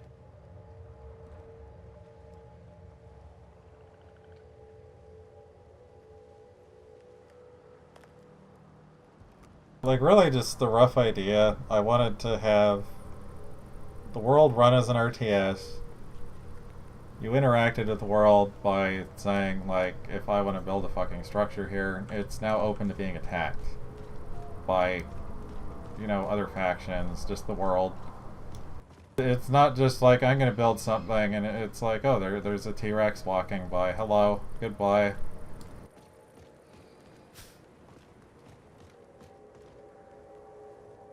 Like, so many of it was those only games... hello and goodbye if you were using a mount that didn't dismount you when you went through those water channels, because the Alec would not dismount you, but the horse or the Night Sabers would. You're absolutely not helping me with the interruptions right now. I'm just remembering you talking about, hey, there's a T-Rex by, and I'm thinking about this. What I'm talking more specifically about is the world has very little interaction with you. It's very disconnected from what you're doing. You can build this base. Nothing's a threat to it. I think the threat to it is other players. You literally build a base because of other players. You don't build a base because of the world. You build a base because of players. You're defending your thing. That's what I didn't like about Enfield. And that's why a lot of PvP you games... build all this stuff, but you don't really do anything with it. That was also my problem with what Enfield did in a lot of ways, is I forget what they even called it, but just the main base and the sub bases and stuff, they were just their own little isolated This is thing. Arknights. It's a tower defense. It's like the perfect opportunity to turn it into a pseudo RTS, and they didn't do anything with it at all. But quite honestly, like, the way the game worked, it didn't interact with you after you built things. You just wire up the areas. They don't... Nothing's gonna take damage. Nothing needs maintenance. Like, even if it were just... Like, it doesn't need to be turned into busy work, but it's like... Nothing fucking attacks you. Yeah. Just drop the fucking power pylon in the middle of the fucking enemy camp, and they don't care. It's just there. You can place turrets, yeah, the turrets will shoot things, they'll attack the turrets, but it's like... The turrets literally just trivialize it all. All the... out in the world things that they have for you to get some of the resources, or not even really the resources, it was the other things, the bits you put inside your weapons. Can just cover the fucking thing in turrets and just start it and just watch. Plays itself. Doesn't really have a lot of reason to exist. I don't know why this is the only reason to ever really build turrets, because everything else is like... There's functionally... Like, I don't like games that let you do things without function.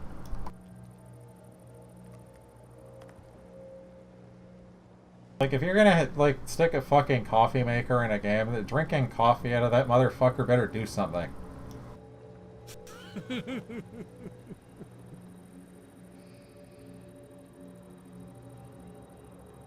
I'm so sad that you can't get up inside the crate and drink the coffee. Really just kind of the problem with, like, Final Fantasy XIV in a lot of ways, the housing. Most of the housing is useless. It doesn't do anything, it's just there. You're just designing you don't do anything with it. You're designing an environment. I never really liked these things. I like things to have function. I want to be able to sacrifice people in my fox pit. And yeah, after you starting off in the world and you've got, like...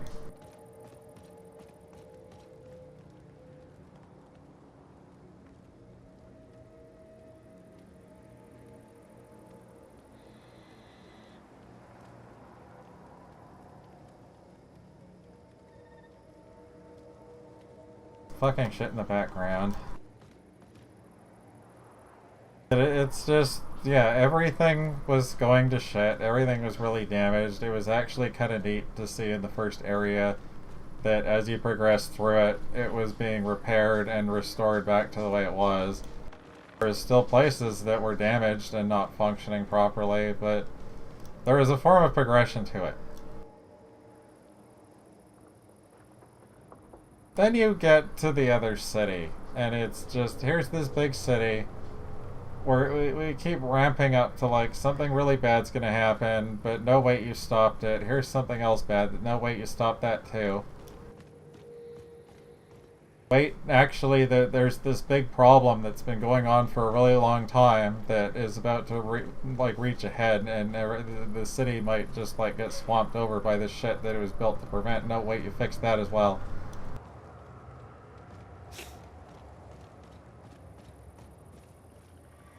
JD doesn't know it, but this is the thing I didn't like about Genshin, because we played Genshin quite a lot actually. Unfortunately. Initially, I didn't really mind it with the story and stuff. Like, I liked Honkai Impact 3rd.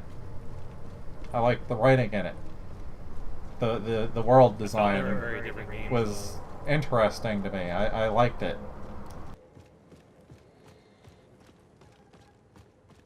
But then you go to Genshin. You are going to an area where two factions are at war, and this other shit, and you're being told about how bad it is.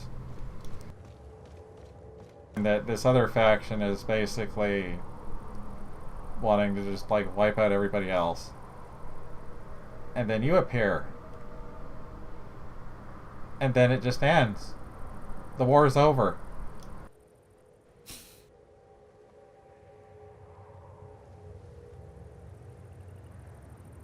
And they constantly, the only bad things that happened in the game happened long before you were ever there. So we just talk about how this bad thing happened, and this fucking, what was that fucking underground place we were at last? Enkanomiya? Was that it? I could never remember the names of anything. I think that was in Enkanomiya. I don't remember exactly. It could be some other. Enkanomiya was like an underground area, yeah.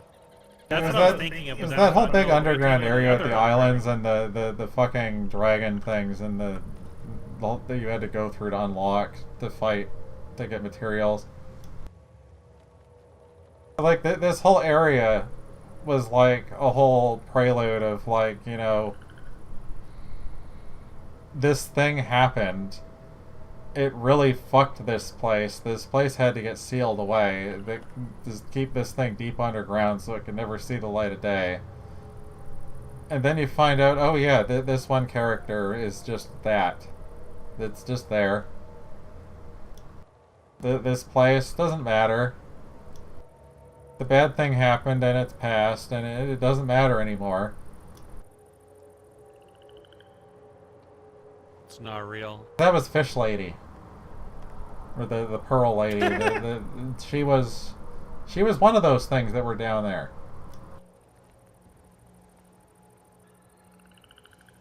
The jellyfish tower girl that I used to just automate gameplay.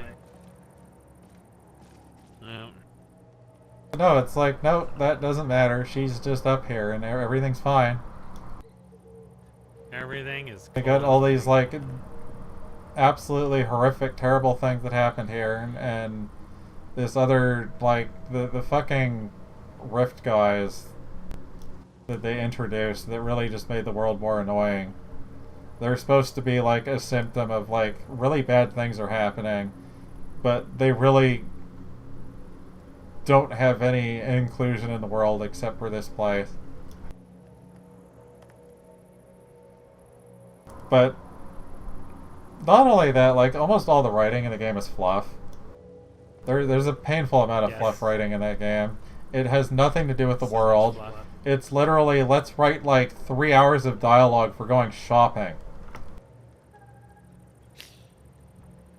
That drove me crazy about Fate Grand Order 2, actually.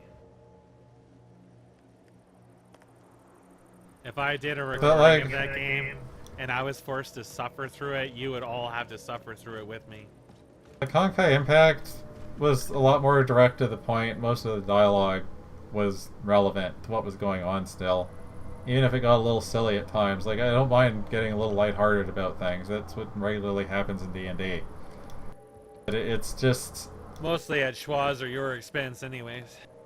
so many things. Like, I don't like fluff writing.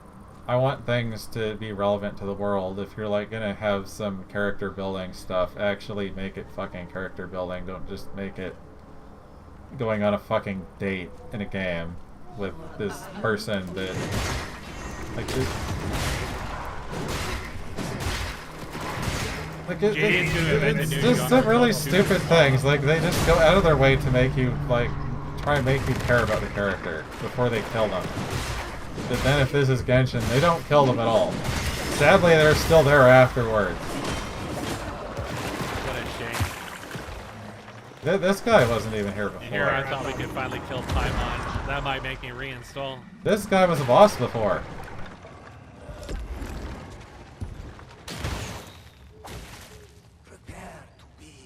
There's so many more fucking guys out here. There's apparently like extra loot I can just like steal before I die instantly. Joke's on them. I stole it anyways. Now it's mine. Dark Souls randomizer. You grabbed it. You didn't even get the pop up. You were just instantly kept.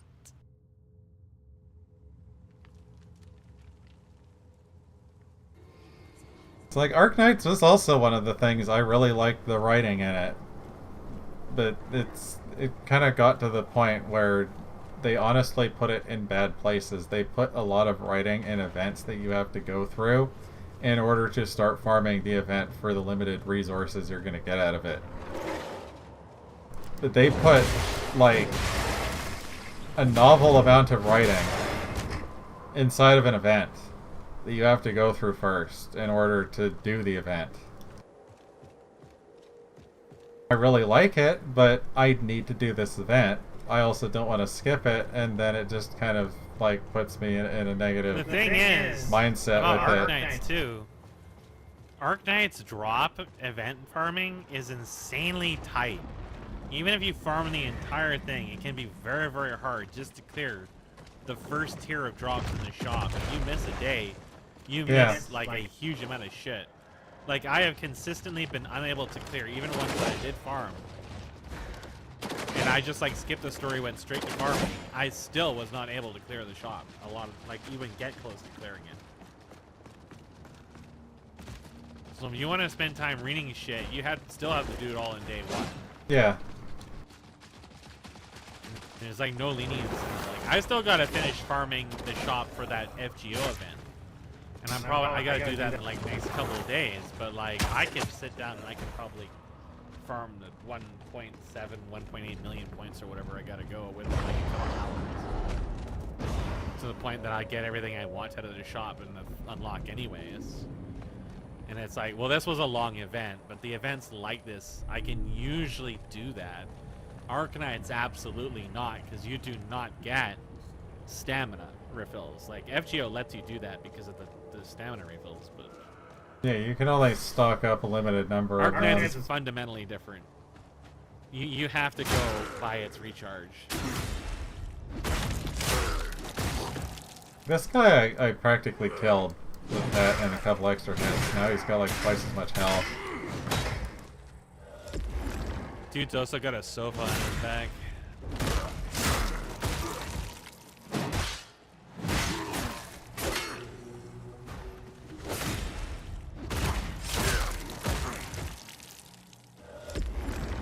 Well, player number 3 has entered the lobby. It's my turn on the Xbox.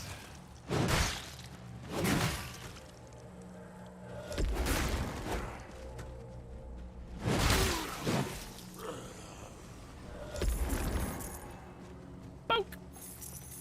Dude got your liver good. It's like even Honkai 3rd kind of softened it a lot. Like there is a lot of cases where just they get really deep into like some shit, but then they just kind of everything just sort of gets better. A lot of people like referencing, you know, one major character death earlier on. Well, it wasn't even really earlier on at that point, but it's just like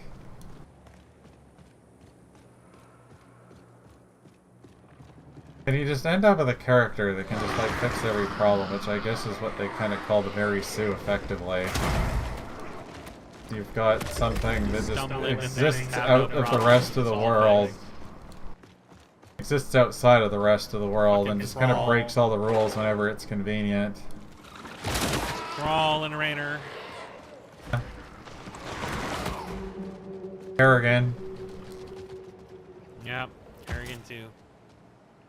God, Kerrigan becomes a Xel'Naga because the Overmind knew what he was doing all this time ago, back when Blizzard didn't even know what they were doing. The Overmind knew. The Overmind remembers. I'm convinced anybody who tells me these games had good writing is just flat out rage baiting. There is absolutely no other alternative. I am pretty sure most people just... because I have to check up on her. I'm pretty sure most people just haven't been introduced to like actually good writing to know what the difference is.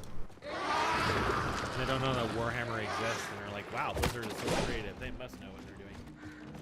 Warhammer is also just like fucking batshit insane when it comes to like making any sense. I'm also pretty sure that they're in like kind of a state where they don't want to make a decision because it could cost them money. That's why they're so ambiguous about a bunch of things.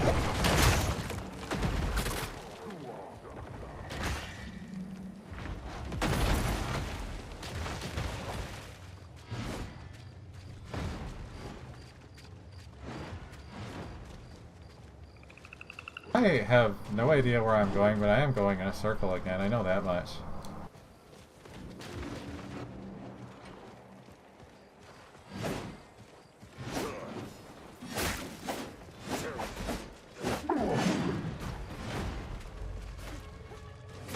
Already out of healing again.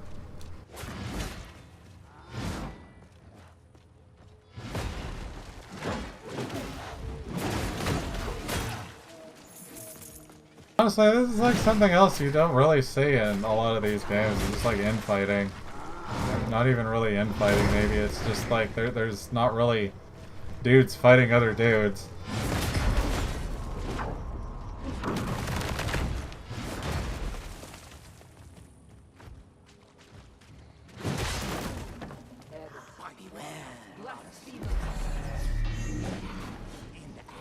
I did just go in a circle. I'm back where I died, except I approached it from a different direction.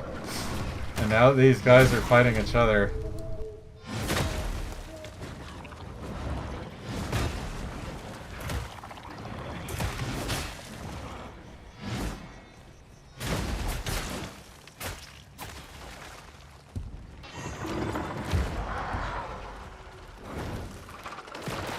So it's like, if you're gonna have your writing just like sketch up this fucking world of terrible things happening and just like nothing bad ever happens entirely from your writing, it's like, what was the point of any of that?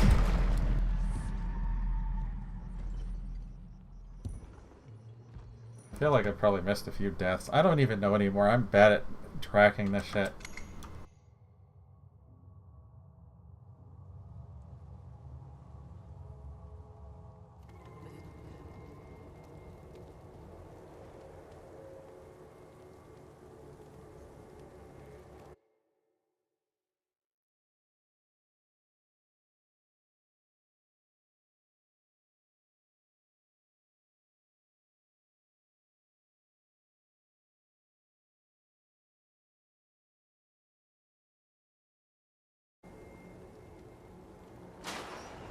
Honestly, from what I was thinking of with a number of stuff, it would be nice to be able to just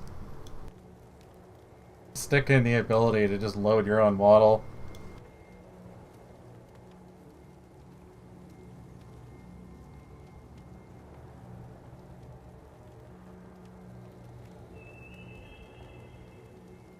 We missed it earlier. I was actually on Elite while I was rambling after I finished playing with Vetreus.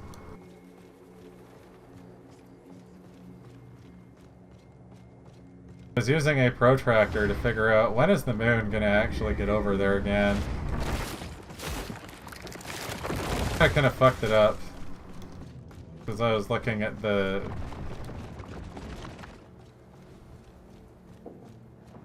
I was looking at the system view from the wrong angle.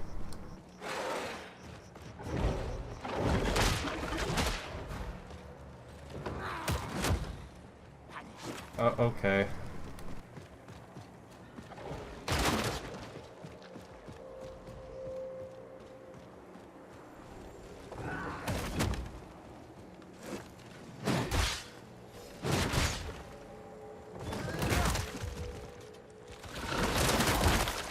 And this guy's murdering me. These things are following me still.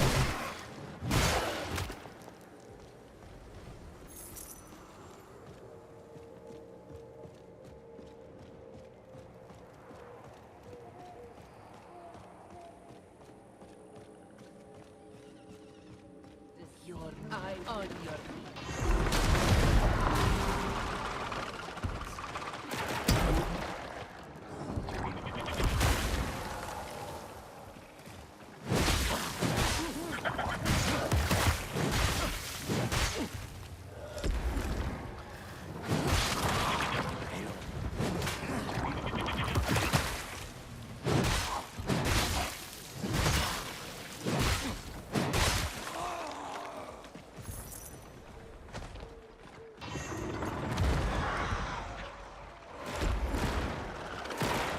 But I do know that shit like bothered me in Arknights, like, quite a lot actually.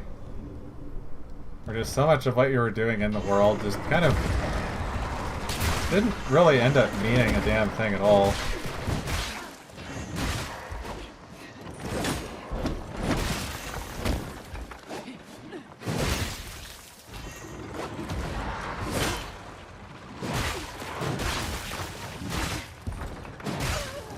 Just no interaction with what you were doing.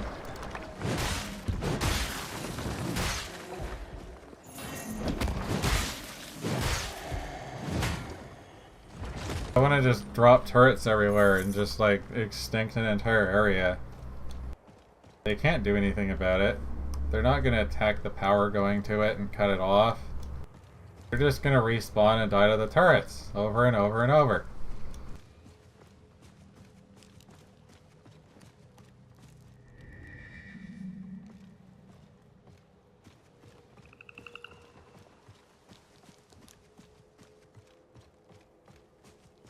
But I'm just so fucking bad at explaining this. Like, I had a better idea, but I, like, tried to write out some of it a little bit.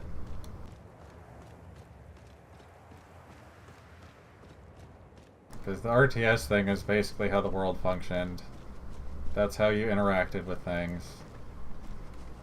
You could tell the AI to go build stuff. You had to actually bring resources. There'd be vehicles. There'd be function to things. Things wouldn't just be there to be there.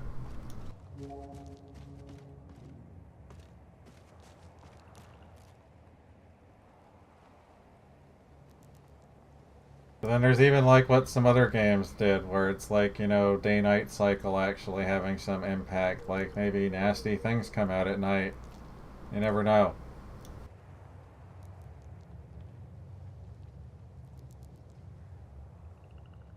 Hi. But it was also that, like, being out in the world and having, like, established bases and stuff, like, wasn't just a free thing that's just always gonna be there as, like, the safe zone. The safe zone is, like, probably an underground fucking base. If you want to be out in the world, you need to be able to stay in the world.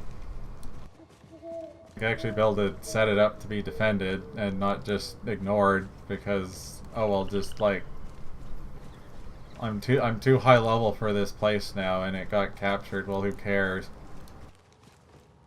You know, when Janie gets her mic and stuff set up, we should have her do voices of the voice. And all these people that just decide, like, oh, I'm gonna... Where was I even going with this?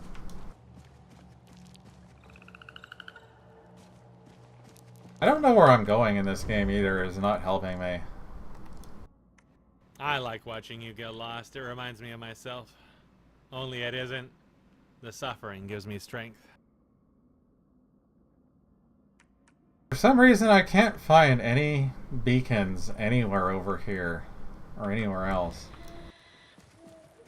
I can't actually go over here because you have to get like more of the ovums in order to open these stupid things. I can open these. Can you? Seems like you gotta get your corruption cleansed first. There's so many.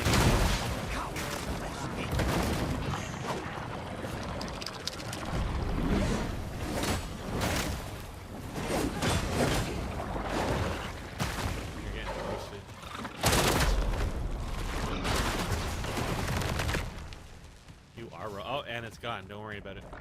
Listen, there was never any worry. Excuse me as I jog down here. Oh shit, natural gas explosion. Don't worry, I just shed my twin spirit. Off I go.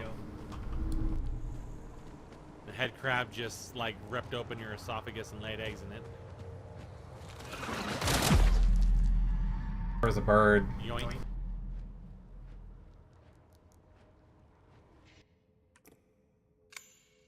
There is a bird. I'm not entirely convinced that hard mode is intended to just be on.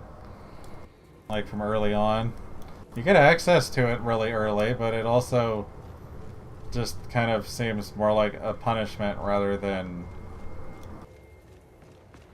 really meshes with much, because it's just... I like that it changes things, that there's more stuff. It's also a bit nonsensical, and I'm going the wrong direction again. Cats are usually nonsensical.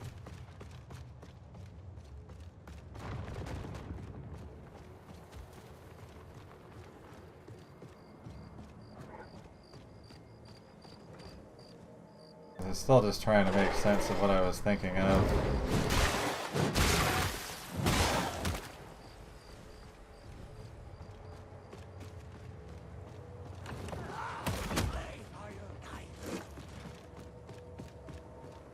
Because the RTS part was effectively like the living world of it, except, you know, not just, oh, we're gonna update the world every like 6 months, or whatever the fuck ArenaNet was ever doing with that.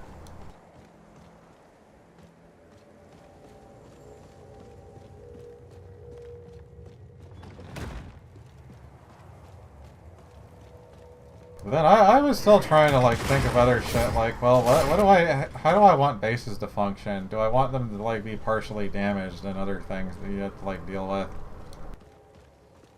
Wear and tear. It's like these would be a pretty major functional part of things. Bases aren't just there for fun, they're kind of the goal. In a lot of ways.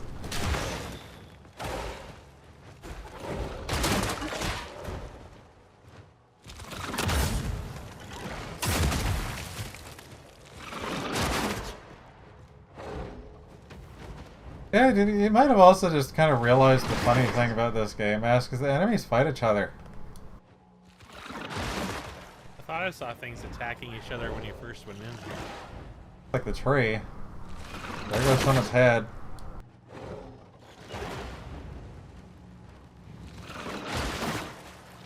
Meanwhile, you're sucking your KO juices.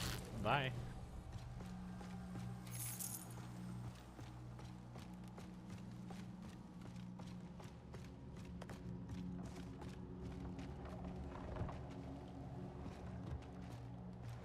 It's kind of one of those things that, like, I wish Fortnite had handled a little differently, because they kind of turned it into really stupid farming.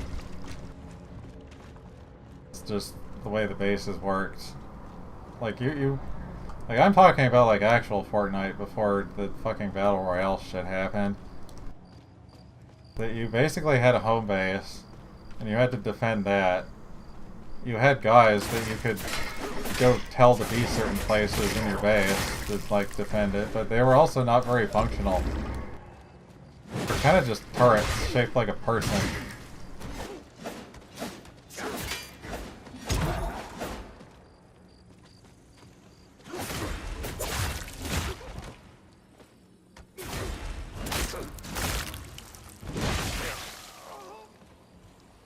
It still just didn't really flow very well with anything.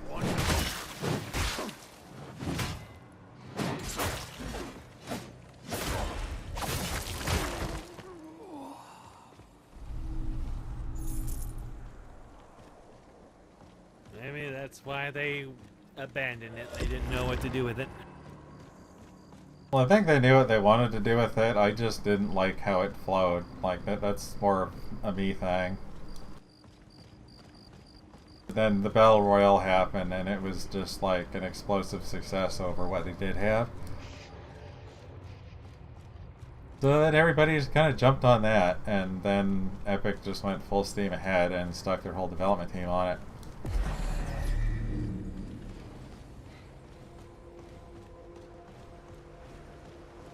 This is why Epic is now the creator of Fortnite.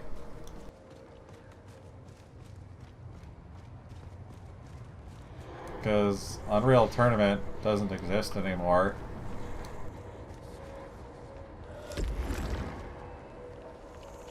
They couldn't bother to even hand that off to somebody else. Ow! What the fuck?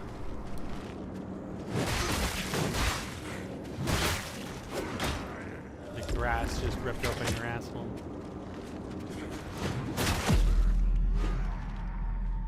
You appear to be in edgy gray mode. There are so many men. Ah, and you're dead. They were like 1 and 2 shotting me. You made Rexar very mad. He became on the prowl.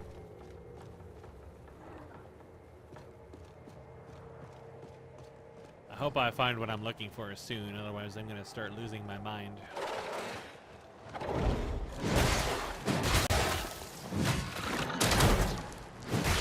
I'm gonna lose my mind just trying to figure out how to articulate this shit. I'm looking for maps to make my job easier. I thought I had some extra in this hard drive, but...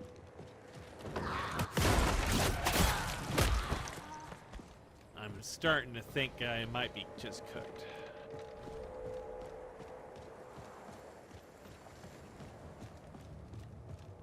But really, the basis of it is I wanted a world that wasn't static. That you could build shit in. You could build a base.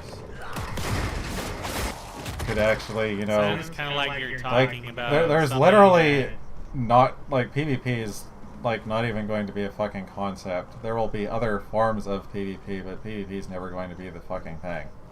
I can't grieve people's graveyards.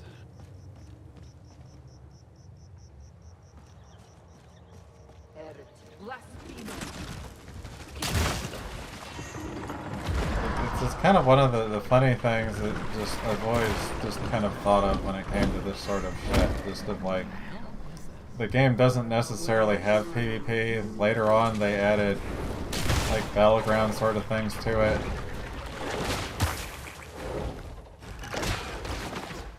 But it was never a PvP focused game. It was PvE for the most part. Pretty much entirely.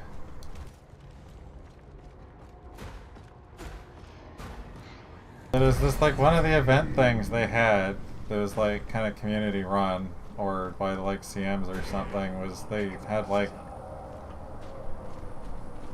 a fucking boxing match, effectively. I think there were still duels. Most of them would have just been kind of nonsensical, especially with like the way some of the weapons worked.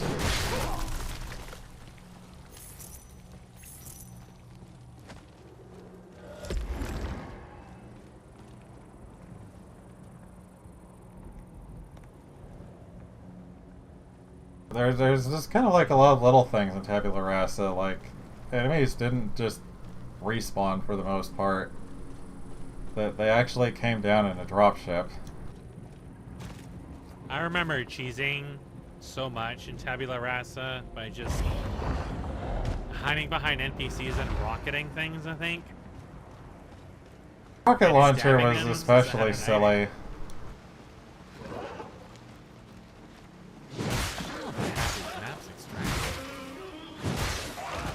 check it. How do I- This is what consumes so much time. So many different directions. Yeah, so many hard drives. Just gave the penis To poison. recheck stuff.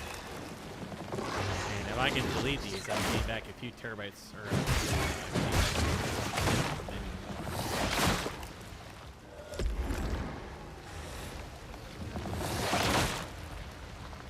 This is very, very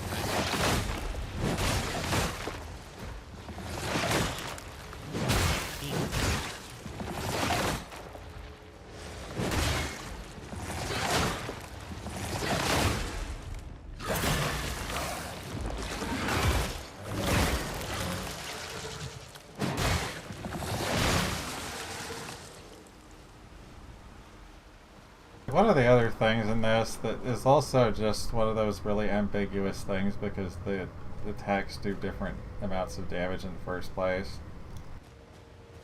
Is there's supposed to be weaknesses to light and heavy attacks.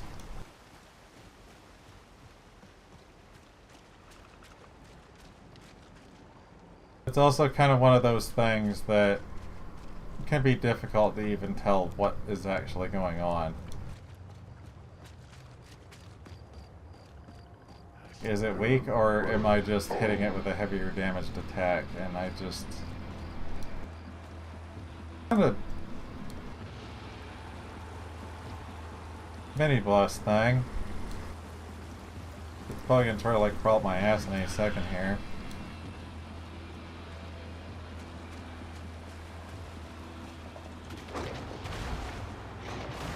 Is this even the blood? It just went and fucking murdered something else. It's on the prowl. You found a mega head crab.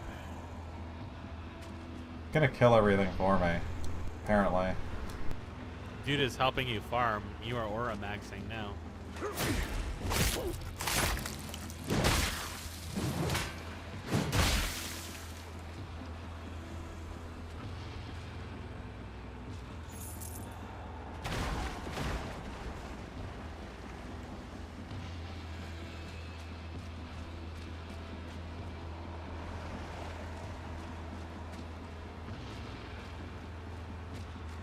But I know, like, my loose idea is that, like, there'd probably be, like, still, you know, fixed bases and stuff, but they can be lost. They can be taken.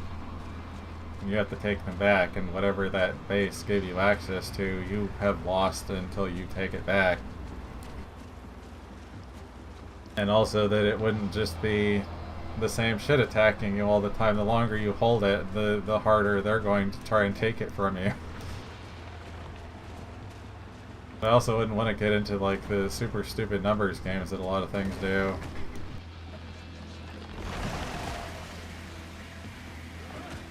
I knew it. I can delete everything in this folder.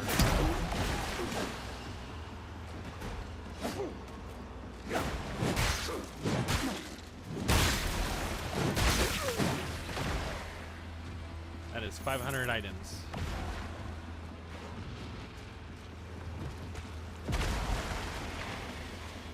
Okay, that's not that much because most of them are only like 20 It is eggs, but it's still something. missing a lot of health from doing something.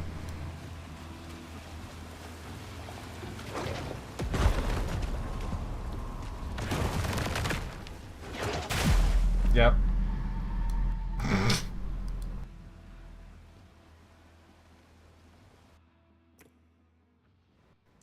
Well, he like pounced you and noticed your bulge and you didn't take hardly any damage.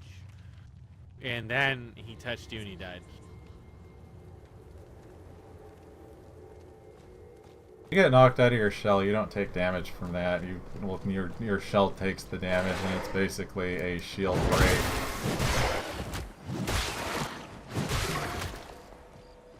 The damage won't exceed and go back into your body, but you just die. And then he hit me again out of my shell, and I just died. Rest in penises. I have not found a bloody beacon over there, and it gets a little ridiculous. That's one folder that I thought might have been useful, but wasn't. This one is straight up empty.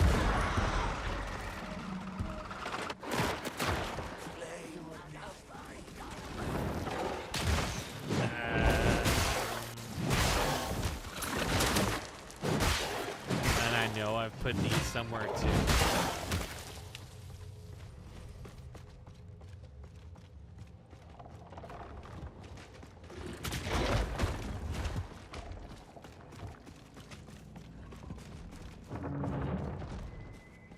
Not sure if I know that one.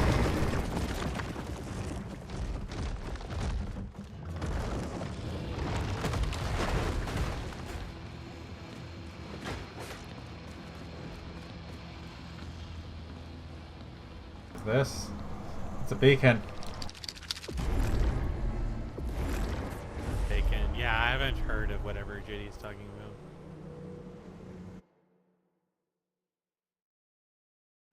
It's new to me.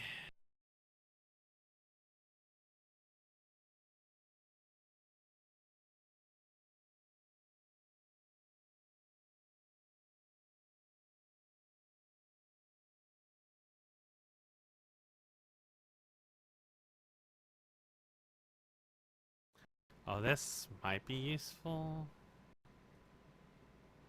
WebP? Why do I have dupe files as WebP? What the heck? And they're smaller resolution too.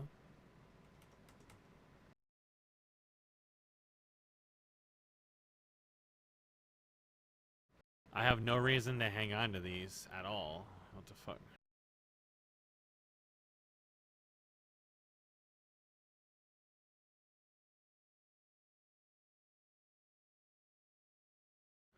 Wait, these are... What?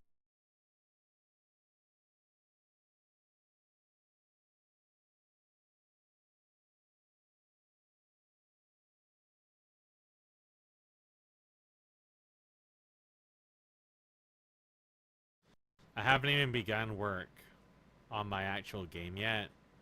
I'm trying to sort out data so I can more easily look at it.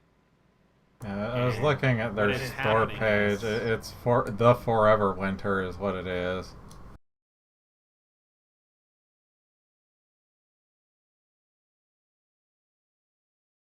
It's only 100 megabytes, but it makes my folder more annoying to look at.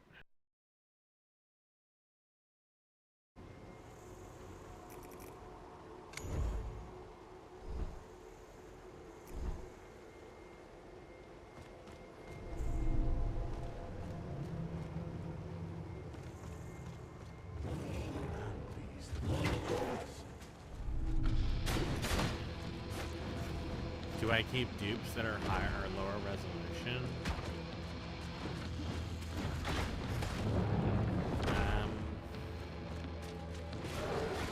Probably not, because I can't resize it if I need. I just know the main thing I wanted was something that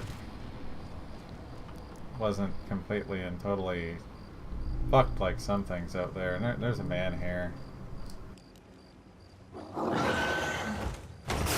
Fuck!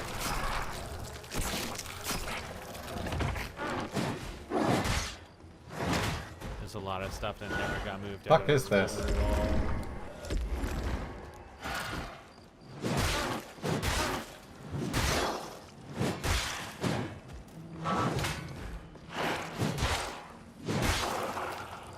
Find a man. Being my asshole is what he was doing. They do that sometimes.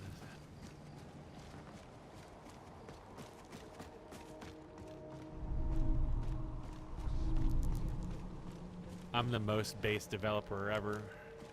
I will stick all kinds of dudes that worship feet.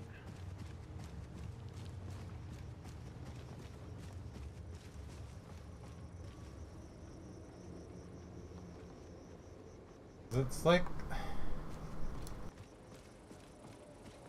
It's like feet, yeah, true. Like I said, I hate trying to like... Okay. Nice. We got the Dude, that is so crazy. Time to whip out your gun and shoot him. can't. But he can probably kill me. Ah. One of those. Probably because somebody did this exactly.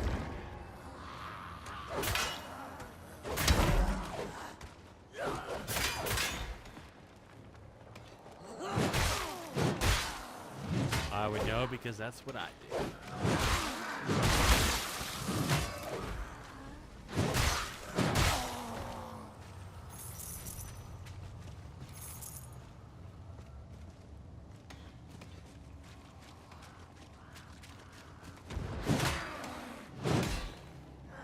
End up there.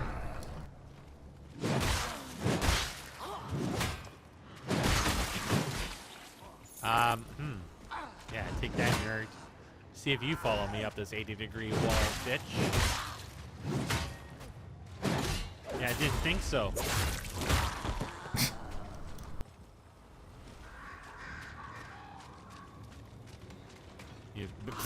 What? That is a Naraka parry right there if I ever saw one.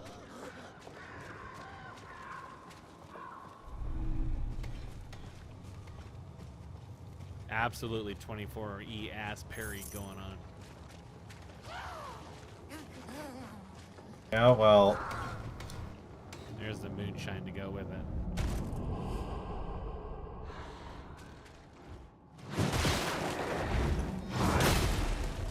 Are you a cat about to get stuck in the well? You are a cat stuck in the well.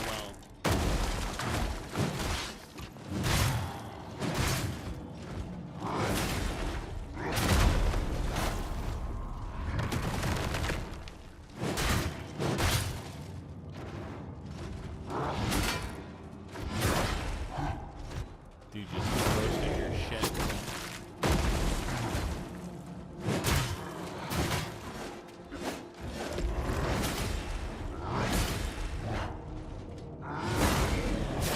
Hardly fucking see him. The fuck next to him. About to go ape on this dude, and the little dude was like, yo, is that an exposed nutsack? Don't mind if I do. Fuck, what? Get tased, nerd. And he's dead. That sound? Mysterious XD.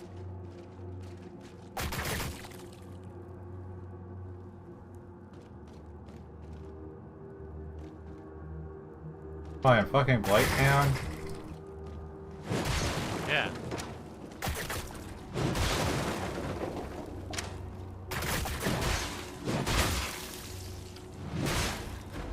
That box disappeared, and then the fragments appeared.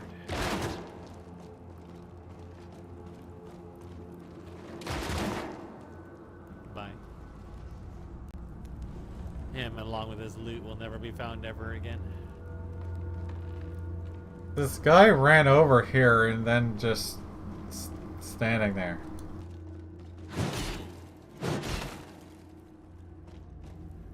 Jiving. I mean, at least he didn't just walk off the ledge like certain From Software products. Ooh, is that a ledge? Don't mind if I do.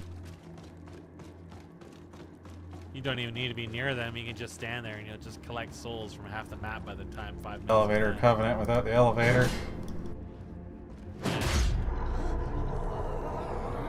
Fucking don't do that to me.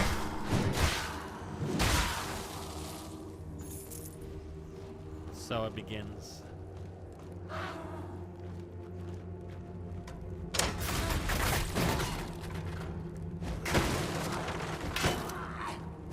Now, if you were using baked lighting, you wouldn't be able to do that.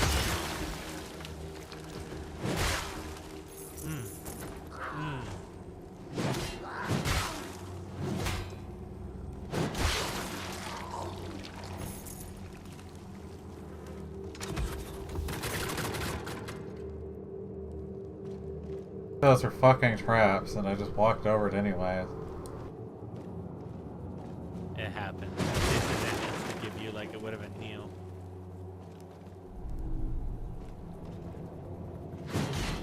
revered gland. Box has disappeared again. Is that what we're calling it now?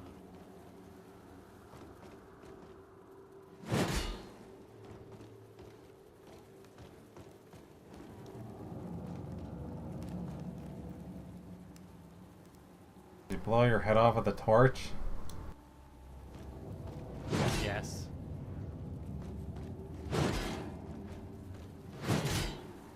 Gunpowder torch.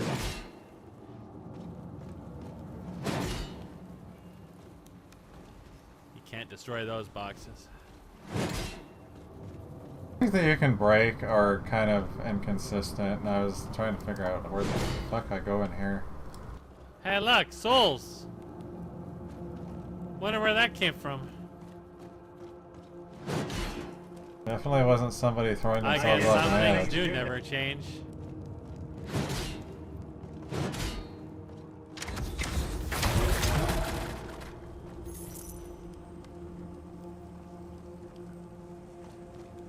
And my epic grimdark fantasy swing around swords at walls for 20 years of games. Just because one developer was like, I need to have invisible walls everywhere. Now you can never be too paranoid.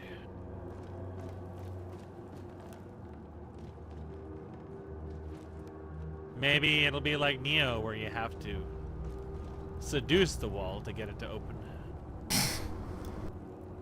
Are buttons, but I have not seen any buttons is the problem. And I only discovered that by sheer random chance of the fact I spam clap and shit everywhere I go. Might have discovered it later That on, was but never in hilarious. that area. It was by chance. Clapped by a wall from clapping at the wall. Yes. This thing may not even open. I think the whole point of the well is just to go here and get that thing that I picked up, and that was it. There is a crank there, but I don't know if it does anything. Oh, never mind, that's a body. Okay. It was a body that looked like it cranked from the one angle.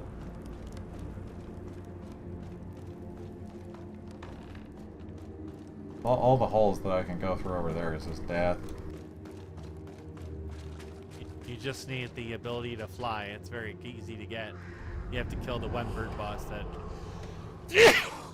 comes out of the head crab boss. And the bird was entrapped inside the head crab the entire time.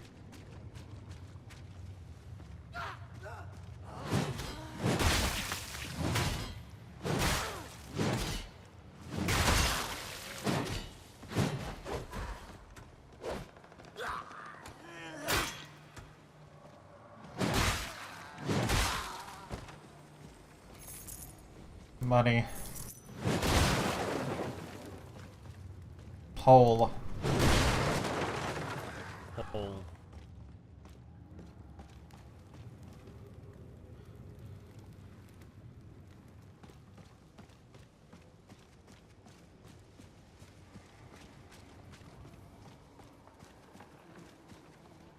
Money hole. I really wanted to just, like, be able to make something that wasn't just, like, stupid and dead like a lot of games are. What is this? Oh, it's a log file. Why is that in this folder? How old is this? Wait, the game's really old. XD. X.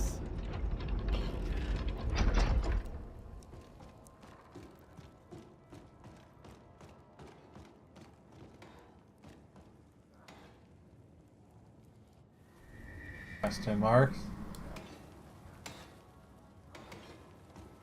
I'm in jail. Perspective views. That is crazy. Oh, did you also have a video? Fuck!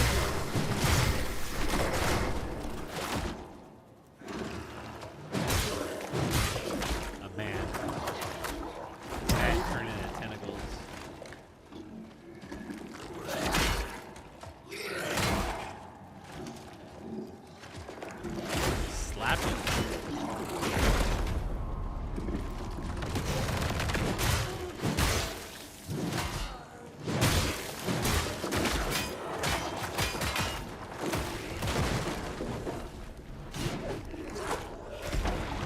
you have this. That's the wall. Yeah, fuck walls.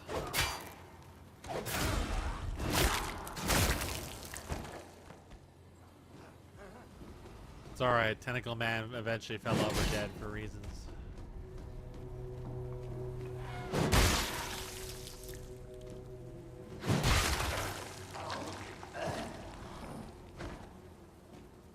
Game doesn't really care if you attack somebody through a wall. Fuck you if you try to attack somebody through a crevice, but a barred gate, hey, no problem.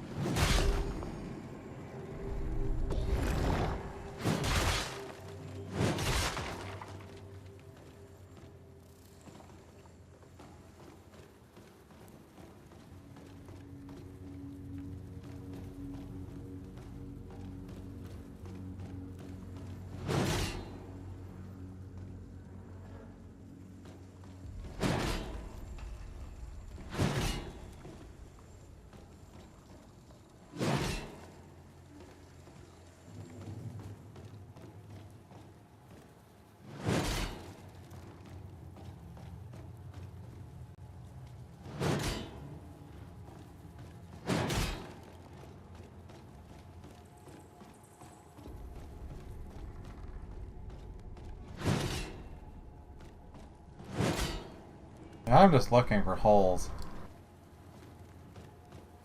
Okay, Leviel. There's a big stubby man over there.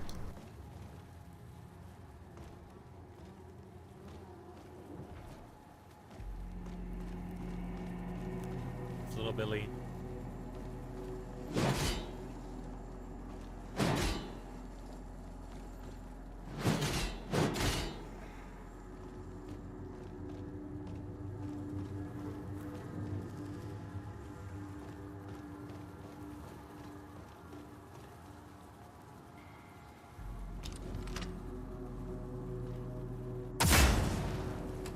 I think I might be cooked. I think there is just a chain on that door and I was blind as fuck. Me.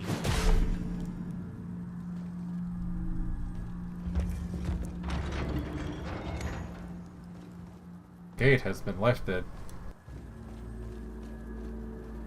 That's cray.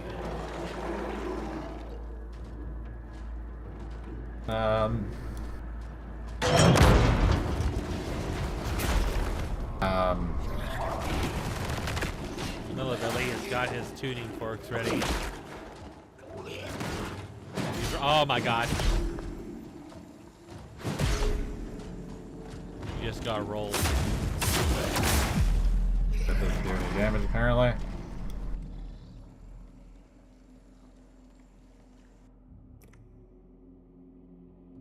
Dude, I cannot believe they are immune to shotgun.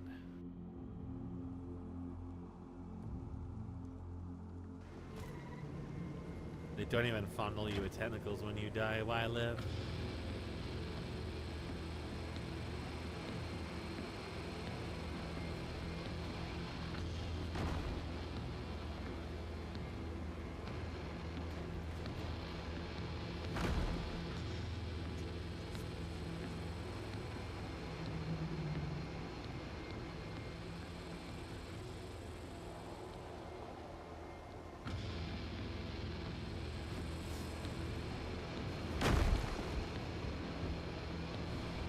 Oh, he's coming.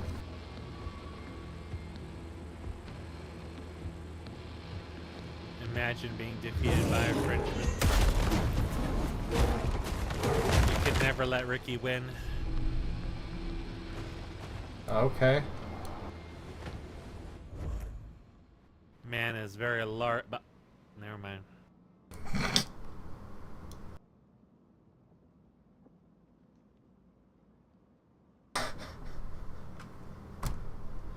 Problem solves itself. Case number 69, Frenchman.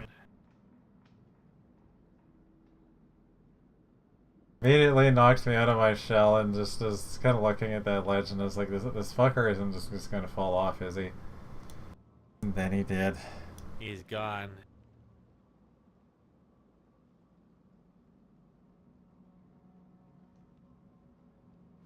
Apparently my son almost burned down his house by forgetting about his stove.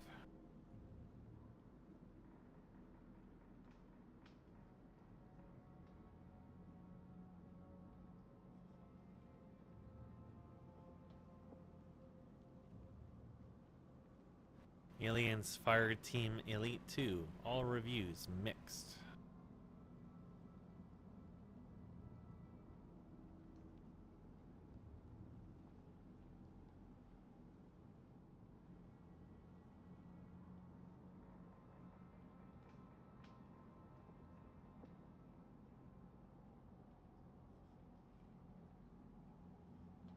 It's apparently less polished than their first game. I'm not sure about that.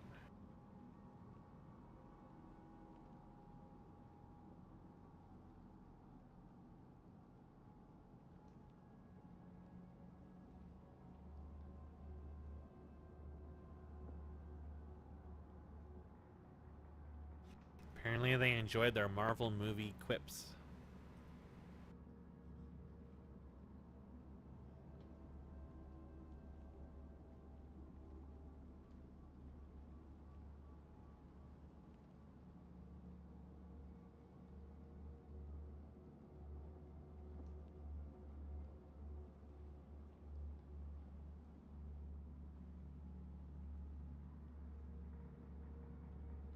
The cat is always eating on stream.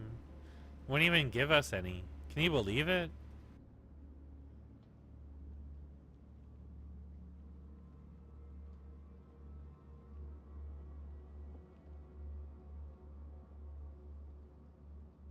I'm debating what the hell I'm gonna do, because I do not have an answer.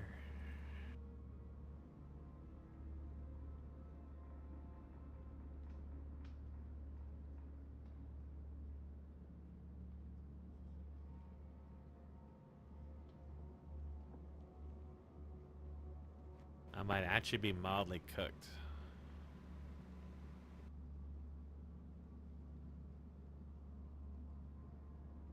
The problem is, I don't have much. The second problem is, what I need is specific. Esk doesn't know the song.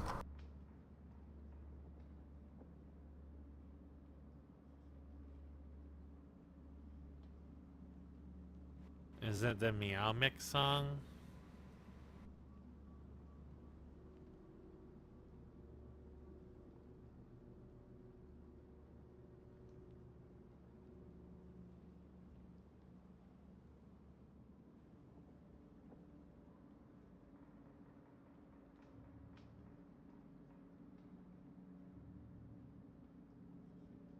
Man, most of these maps are so bad.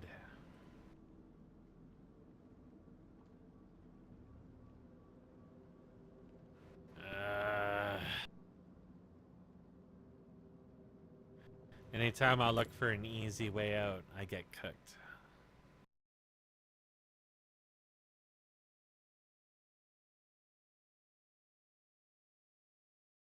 Also, I don't really like the perspective renders that people did for a lot of maps either. It's particularly bad when they have baked-in doors.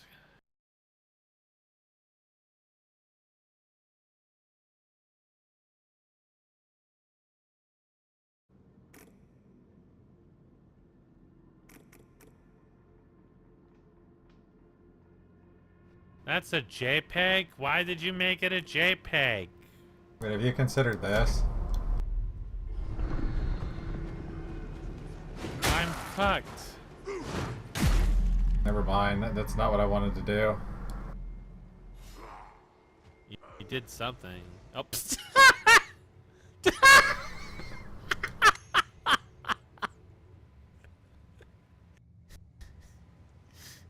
I feel like I've seen this scene before.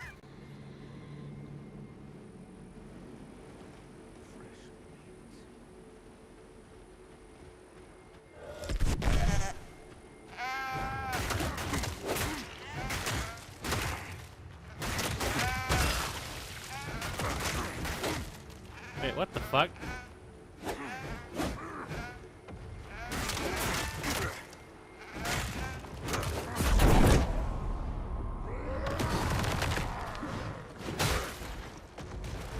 God damn it! Why do my back here? Why are they down here? Huh? Why did I make sheep noises when I fell?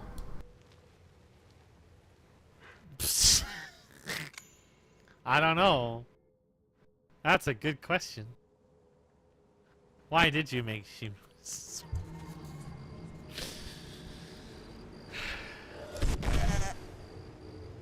Lump. I feel my brain rotting.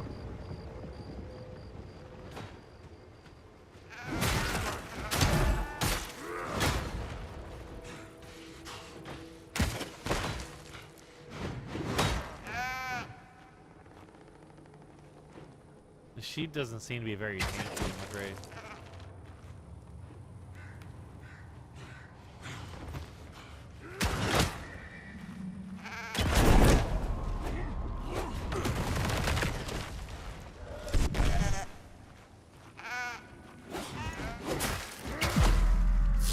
Oh God! Oh my! You're the sprinting sheep now, and you're dead. We became a human for a moment.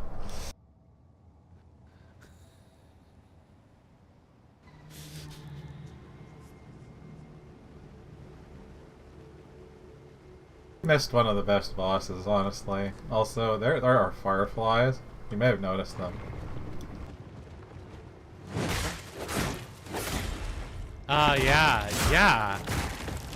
Yeah, there are fireflies. They are not clamping their roughness values on one of the wet materials or something. I Actually, think what I'm it not actually sure is that's what they're missing a saturate somewhere. Yeah, I was gonna say, if it was clamped roughness values, they wouldn't be changing colors like that. That's effectively a color going out of the range it should be. When the fireflies change color, it's not just the roughness value, it's something else. Dark Souls 3 has that. It's not super common, but it does have it. I like this guy that just runs into me, just like... I love that he tracked you so hard, he did a full goddamn loop-de-loop around you. I have been completely missing the death counter constantly. It's okay, JD has been keeping track of it for you, haven't you been, JD?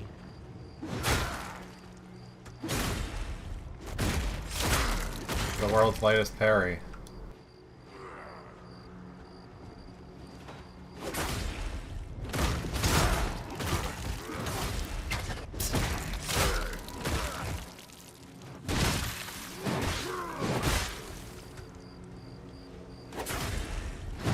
JD, you can't just lose What? your time.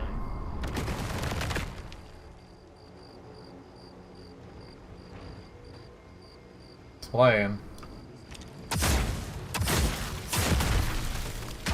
What is there to explain?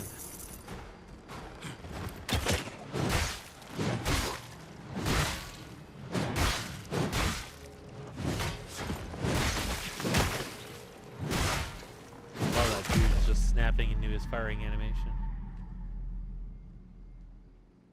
There was like no wind up. That was a Dark Souls moment.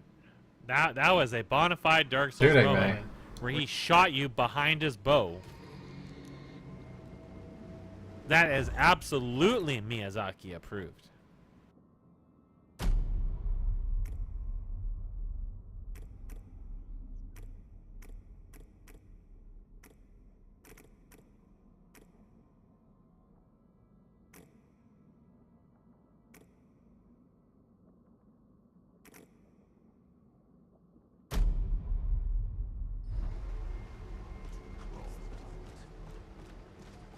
Never before have I approved so hard of this message.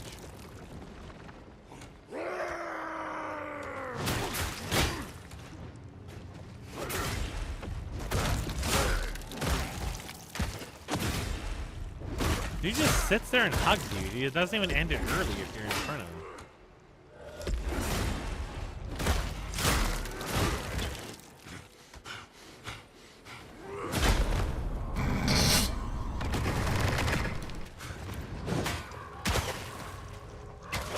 guy fucking shoots me and I lose like more than 3/4 of my health.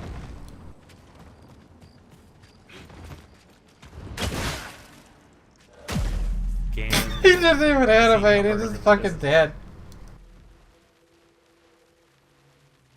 Fucking 360 no scope, man. Yeah, they've been doing that. They just instantly snap into firing.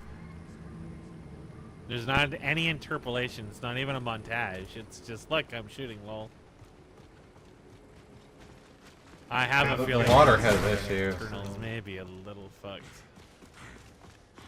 Yeah, I thought it could be the water or it could be the grass, because if you mess up vertex displacement, you can get fireflies out of it.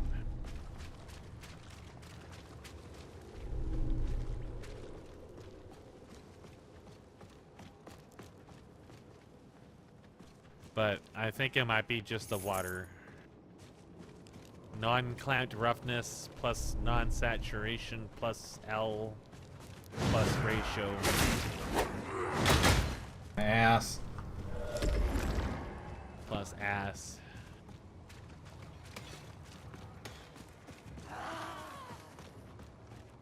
I don't even want to go down there again. Why not? This fuck is still chasing me. I'm going backwards. Chasing the booty, clapping off into the distance. I can appreciate the dedication. Deaths.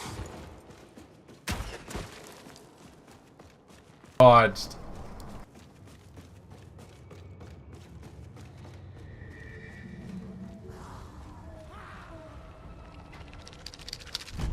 I was waiting to get shot in the ass and I said that.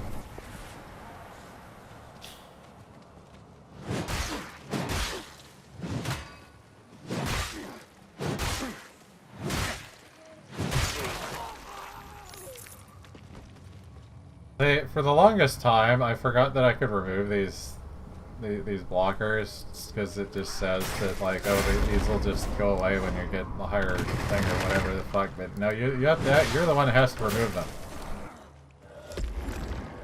That's crazy.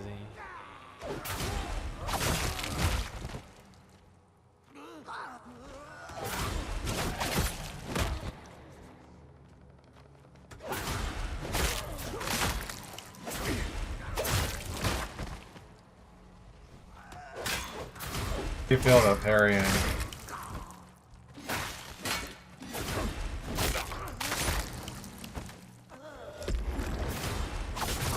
think in this game, you should have the booty bonk that Lanny has on the one ability, and that should be your parry animation.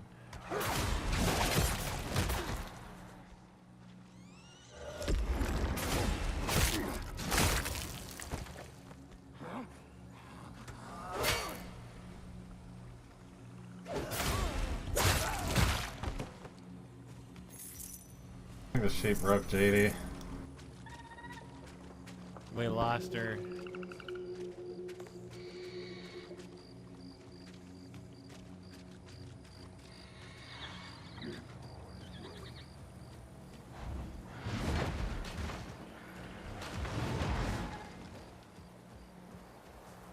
That's where I came from. Just a big man beating up other big men. You get close enough and they kind of just like start wandering towards you instead.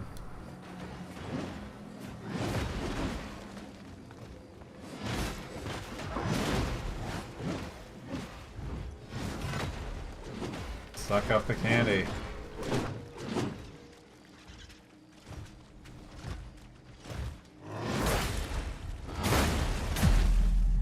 What? Fireflies are really going nuts in this area.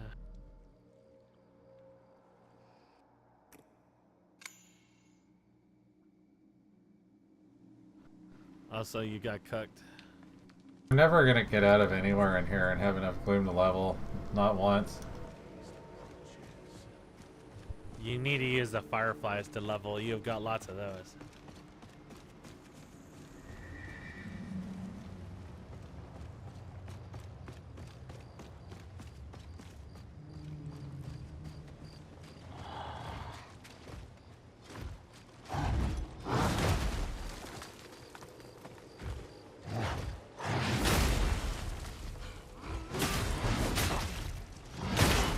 Where the fuck did you come from?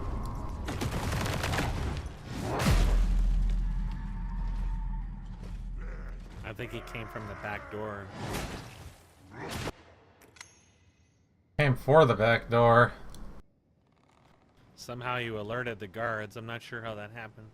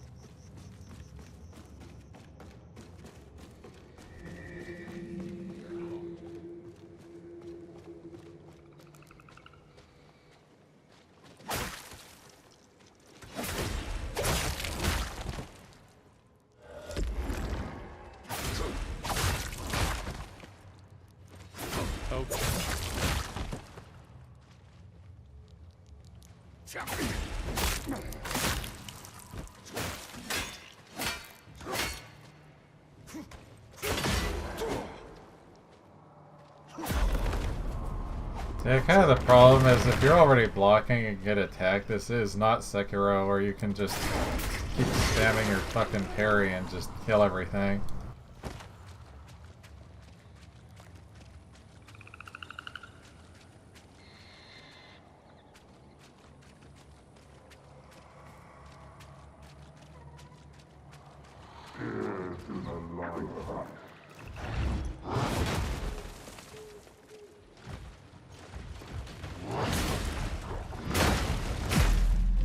He just does that follow-up really fast.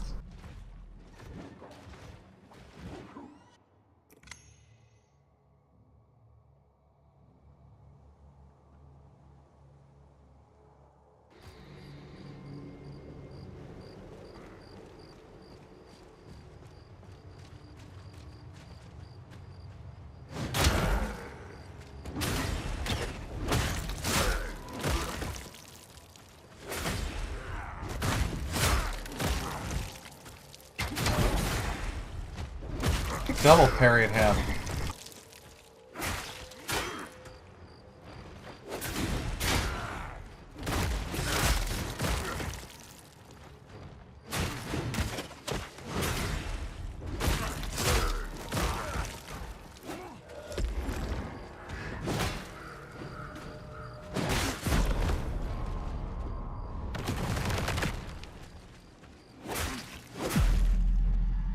May need to just go turn off the hard mode.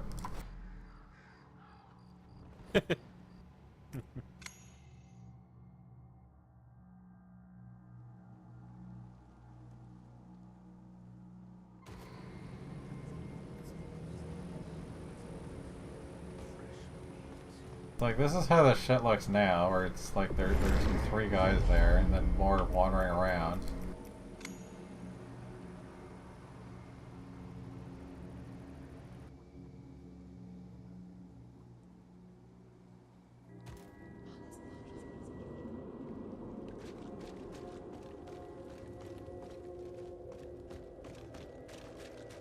I'm at your command.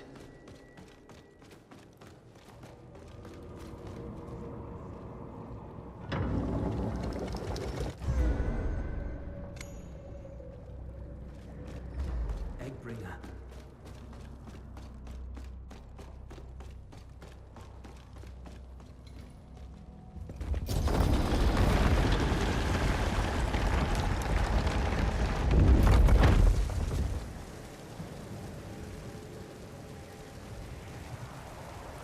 I shall banish the night, Harbinger.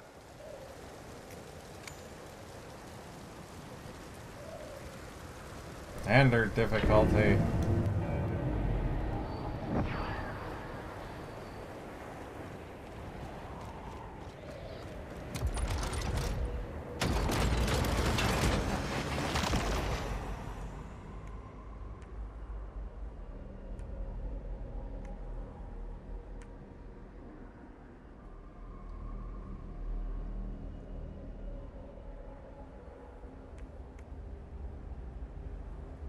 Yeah, I guess I just can't teleport to these when I want to.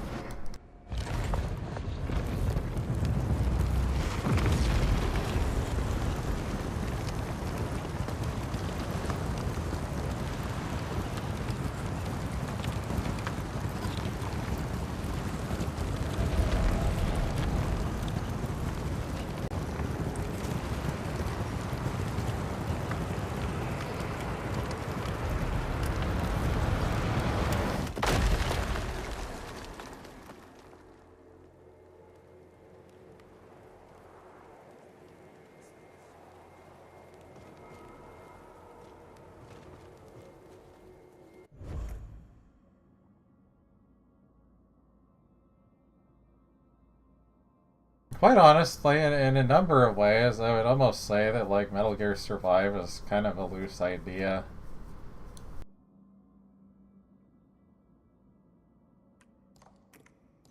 With long boys, leggy boys, Except fisting actually, dogs, you know, bears. having your dumb assholes at your base actually do something in combat instead of turning it into a number game. What's the currency? Wild ass? Truly a wild ass if it came out of a cage. The cage just contains its power.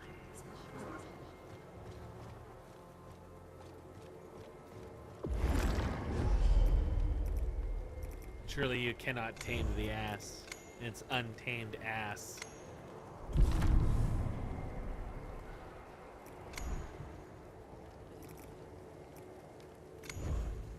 Ass tamed.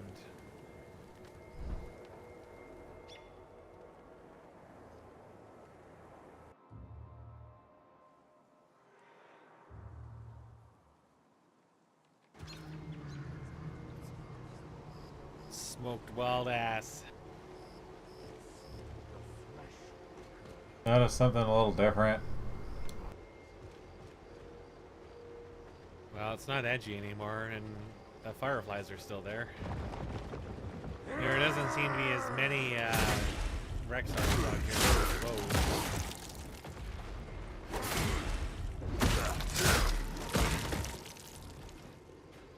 Some things don't change, and then just like instantly right in and almost one-shot him.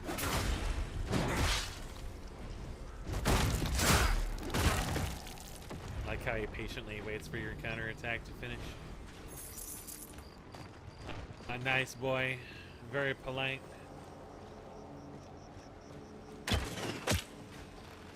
Well, there's actually still the same guys here. You should see if the archer is still like weapon swap, shoot you in the face.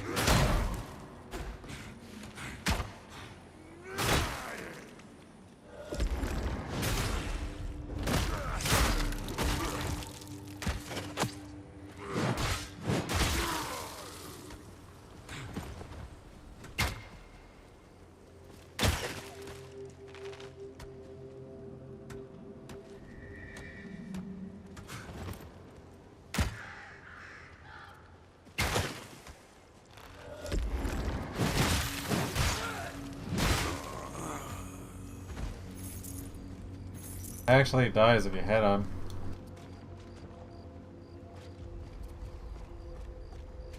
Completely unheard of concept, I know.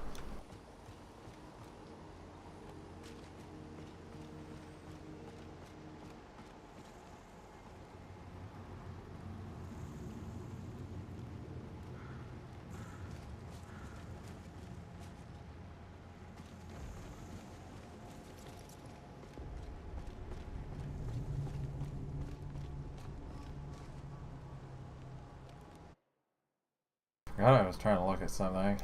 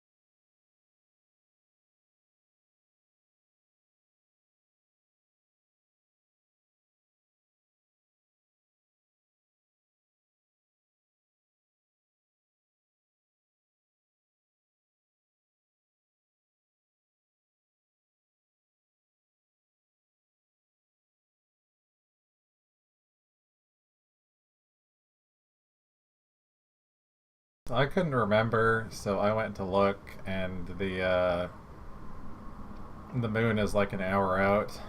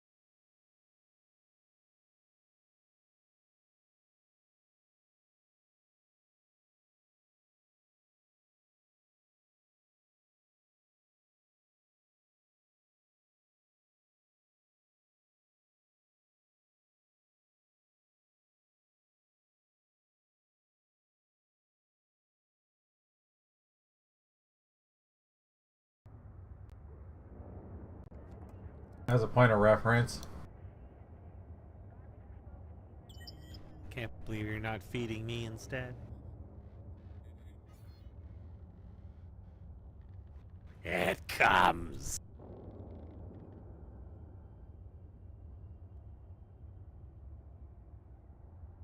moving 0.01 million meters every like 13-14 seconds.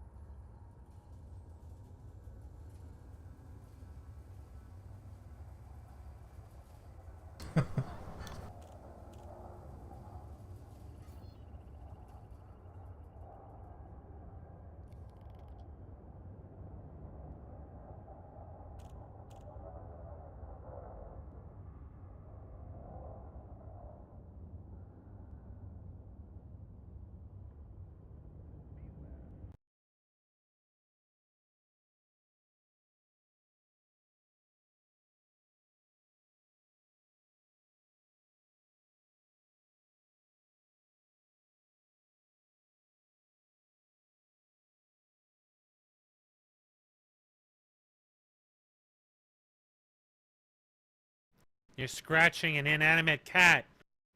That was really demonic.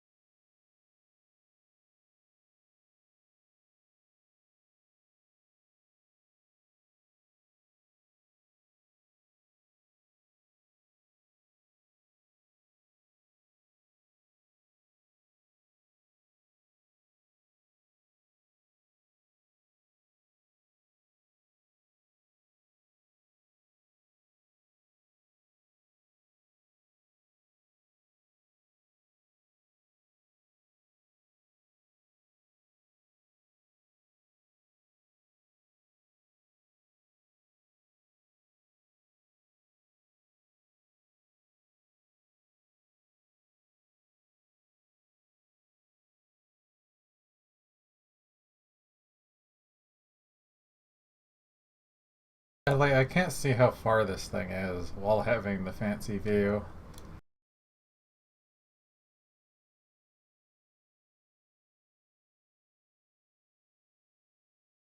I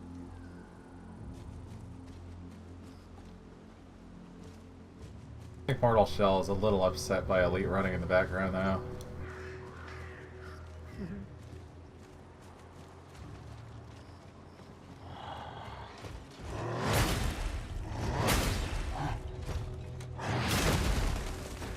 that up. Almost got fucked up.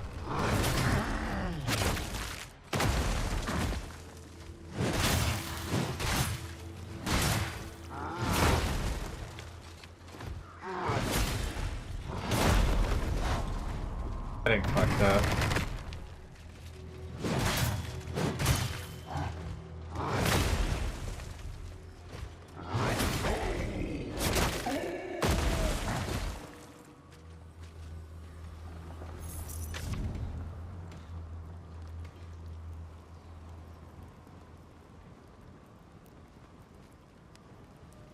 Install the crank.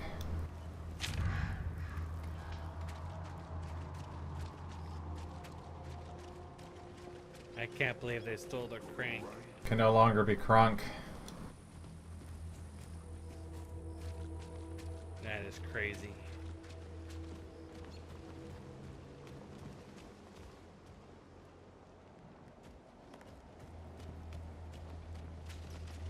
Game is at 22 FPS.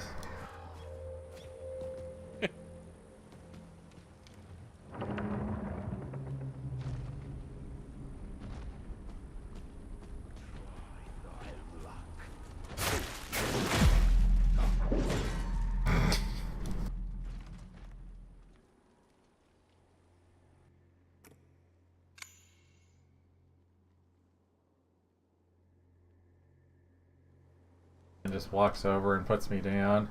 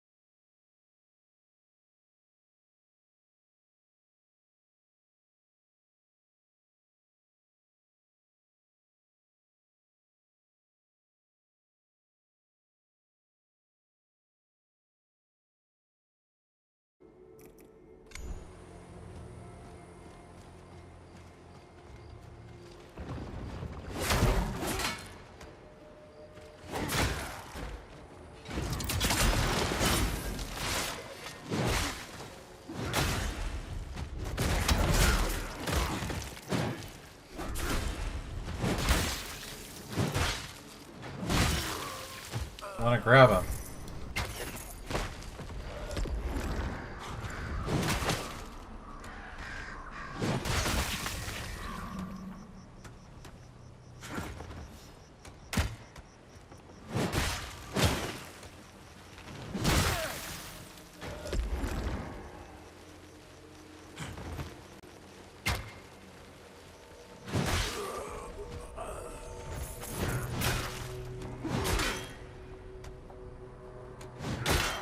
Where you come from?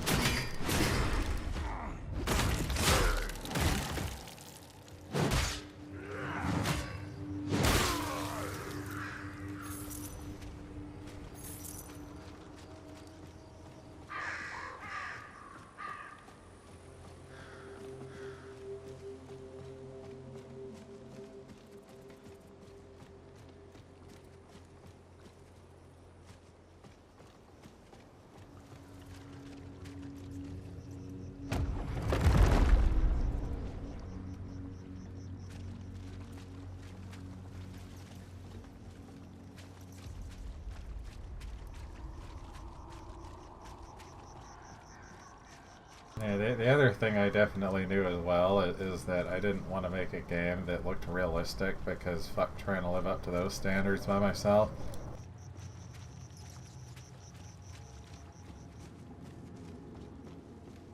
Probably would describe my game as like half realistic at this point.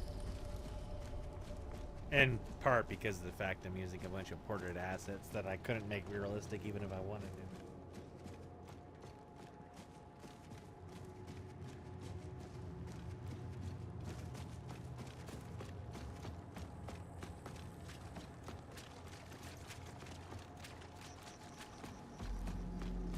That is also, unfortunately, one of Unreal's kind of weak points. I've only been even attempting to do something about that very recently. As in the last version of the engine. Yeah.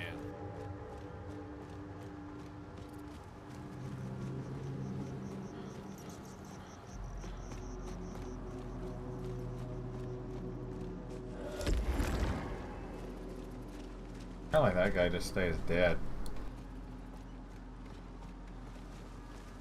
I can't believe you killed him.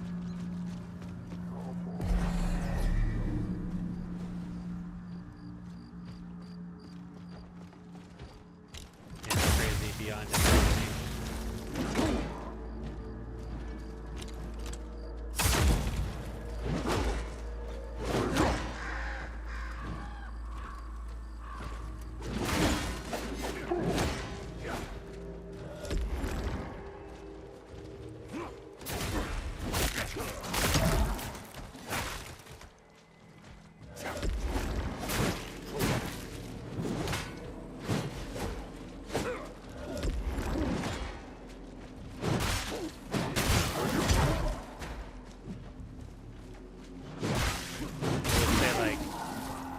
Probably Dragon's Dogma is like my target baseline for the visuals.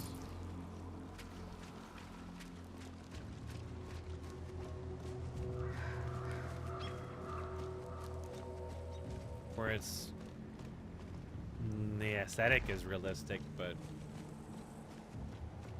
you're not really holding yourself to like actual physical realism. I mean, that's what Dragon's Dogma did. Yeah. Hardly, but not really. Not the first one. The second one more so. First one was before PBR took over. Yeah. It was still leaning towards realism on what you could do on that hardware. It was definitely leaning towards it, but there was still a lot of like emotion and stuff like that often weren't realistic.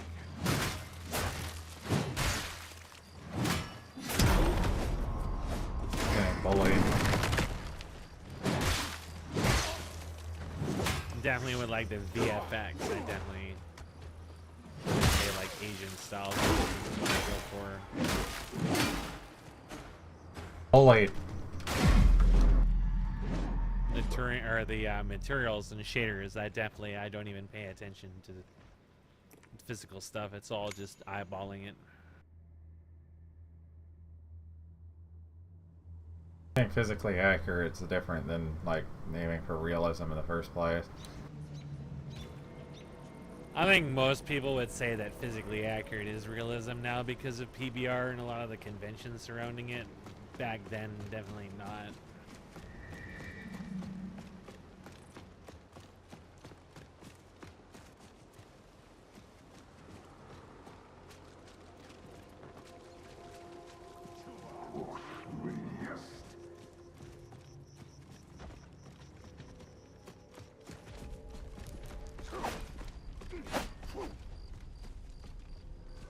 I can say for sure I'm definitely not a fan of anything cartoony in 3D environments.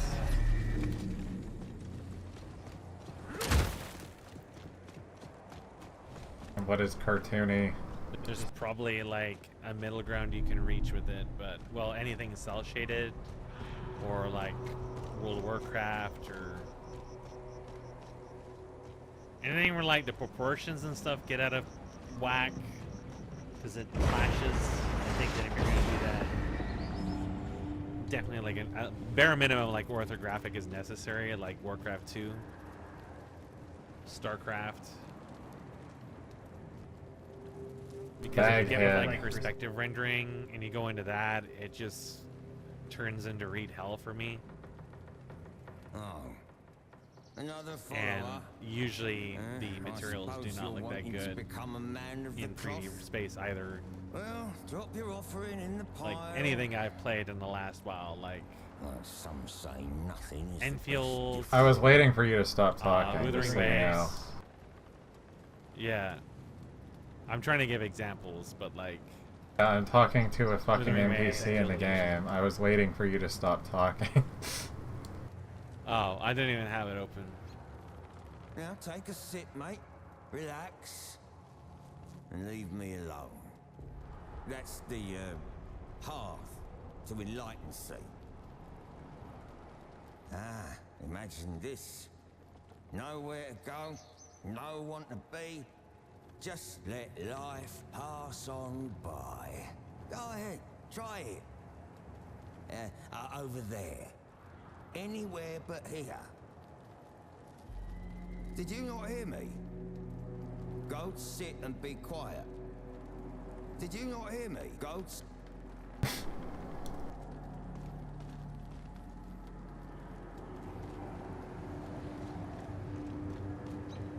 Some heads are twitching. Egghead. Egghead.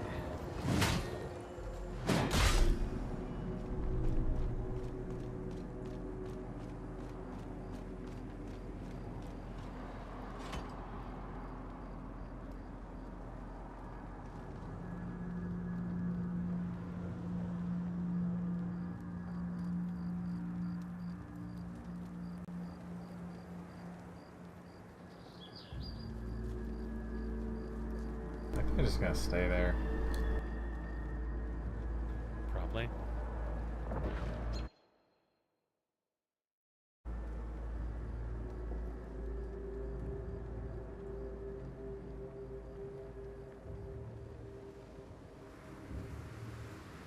They're pretty much all gonna be Souls-like at this point.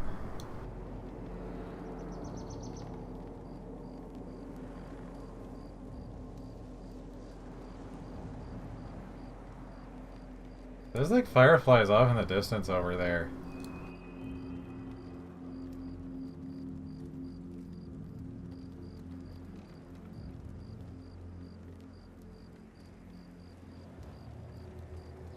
You don't really see Halos anymore. It's always Call of Duty and Call of Duty derivatives or Battle Royales.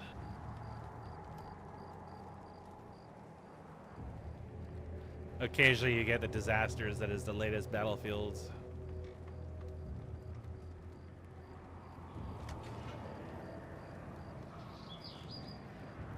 Ah, now what? Oh, you want a bag, do ya? You want to be like me? You've got a lot to learn, mate. You see, there's an art to doing nothing. Most don't get it. You think you're any different? That's what they all say. But I'll give you a chance. A simple test. There's something I want. Something special. It ain't hard to find, but it's rarely enjoyed. Bring it to me. Go on then, take a look around. See what strikes you. And remember, it's gotta be special. Not something you can just find anywhere.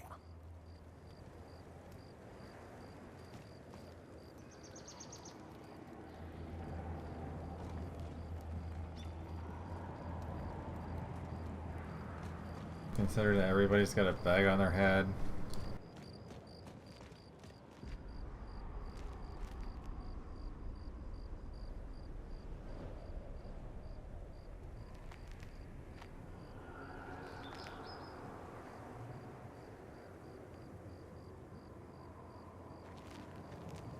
I mean, how do you feel about this? I think your sheep is made out of whack and jitter.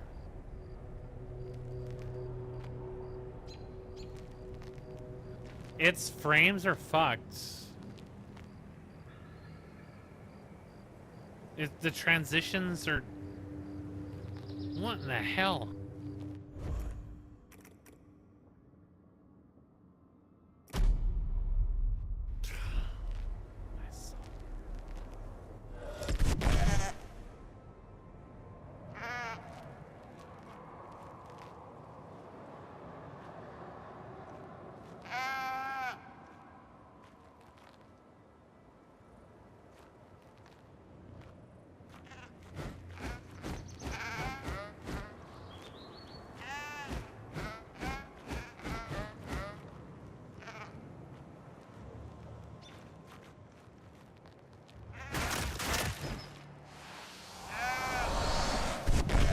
You hope there's no, or you hope there's all of them. Dude, that sheep is tanky. Oh my god.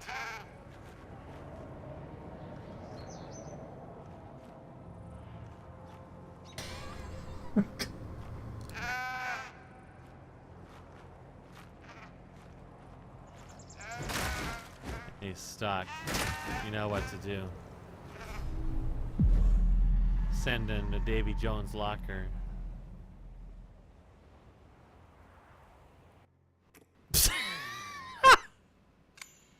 You got another totem. Got a sheep head totem. And you died. It was worth it. Find 2 more to reveal further details. I need to find 5 sheep.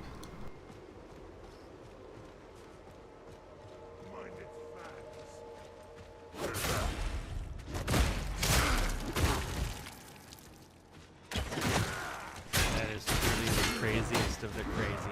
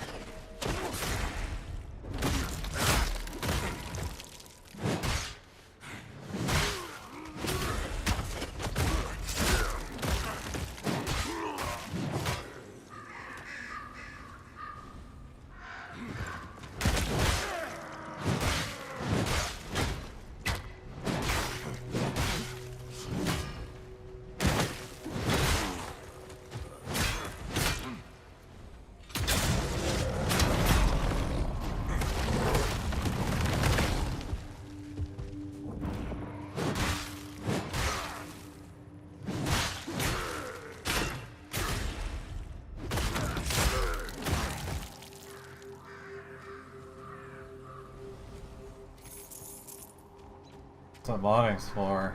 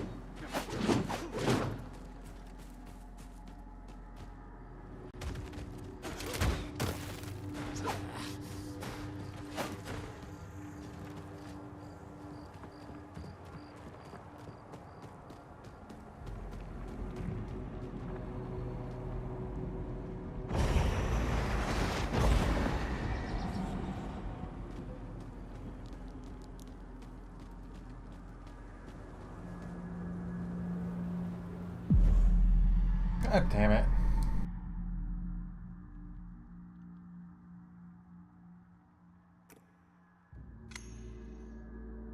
I am getting too tired for this.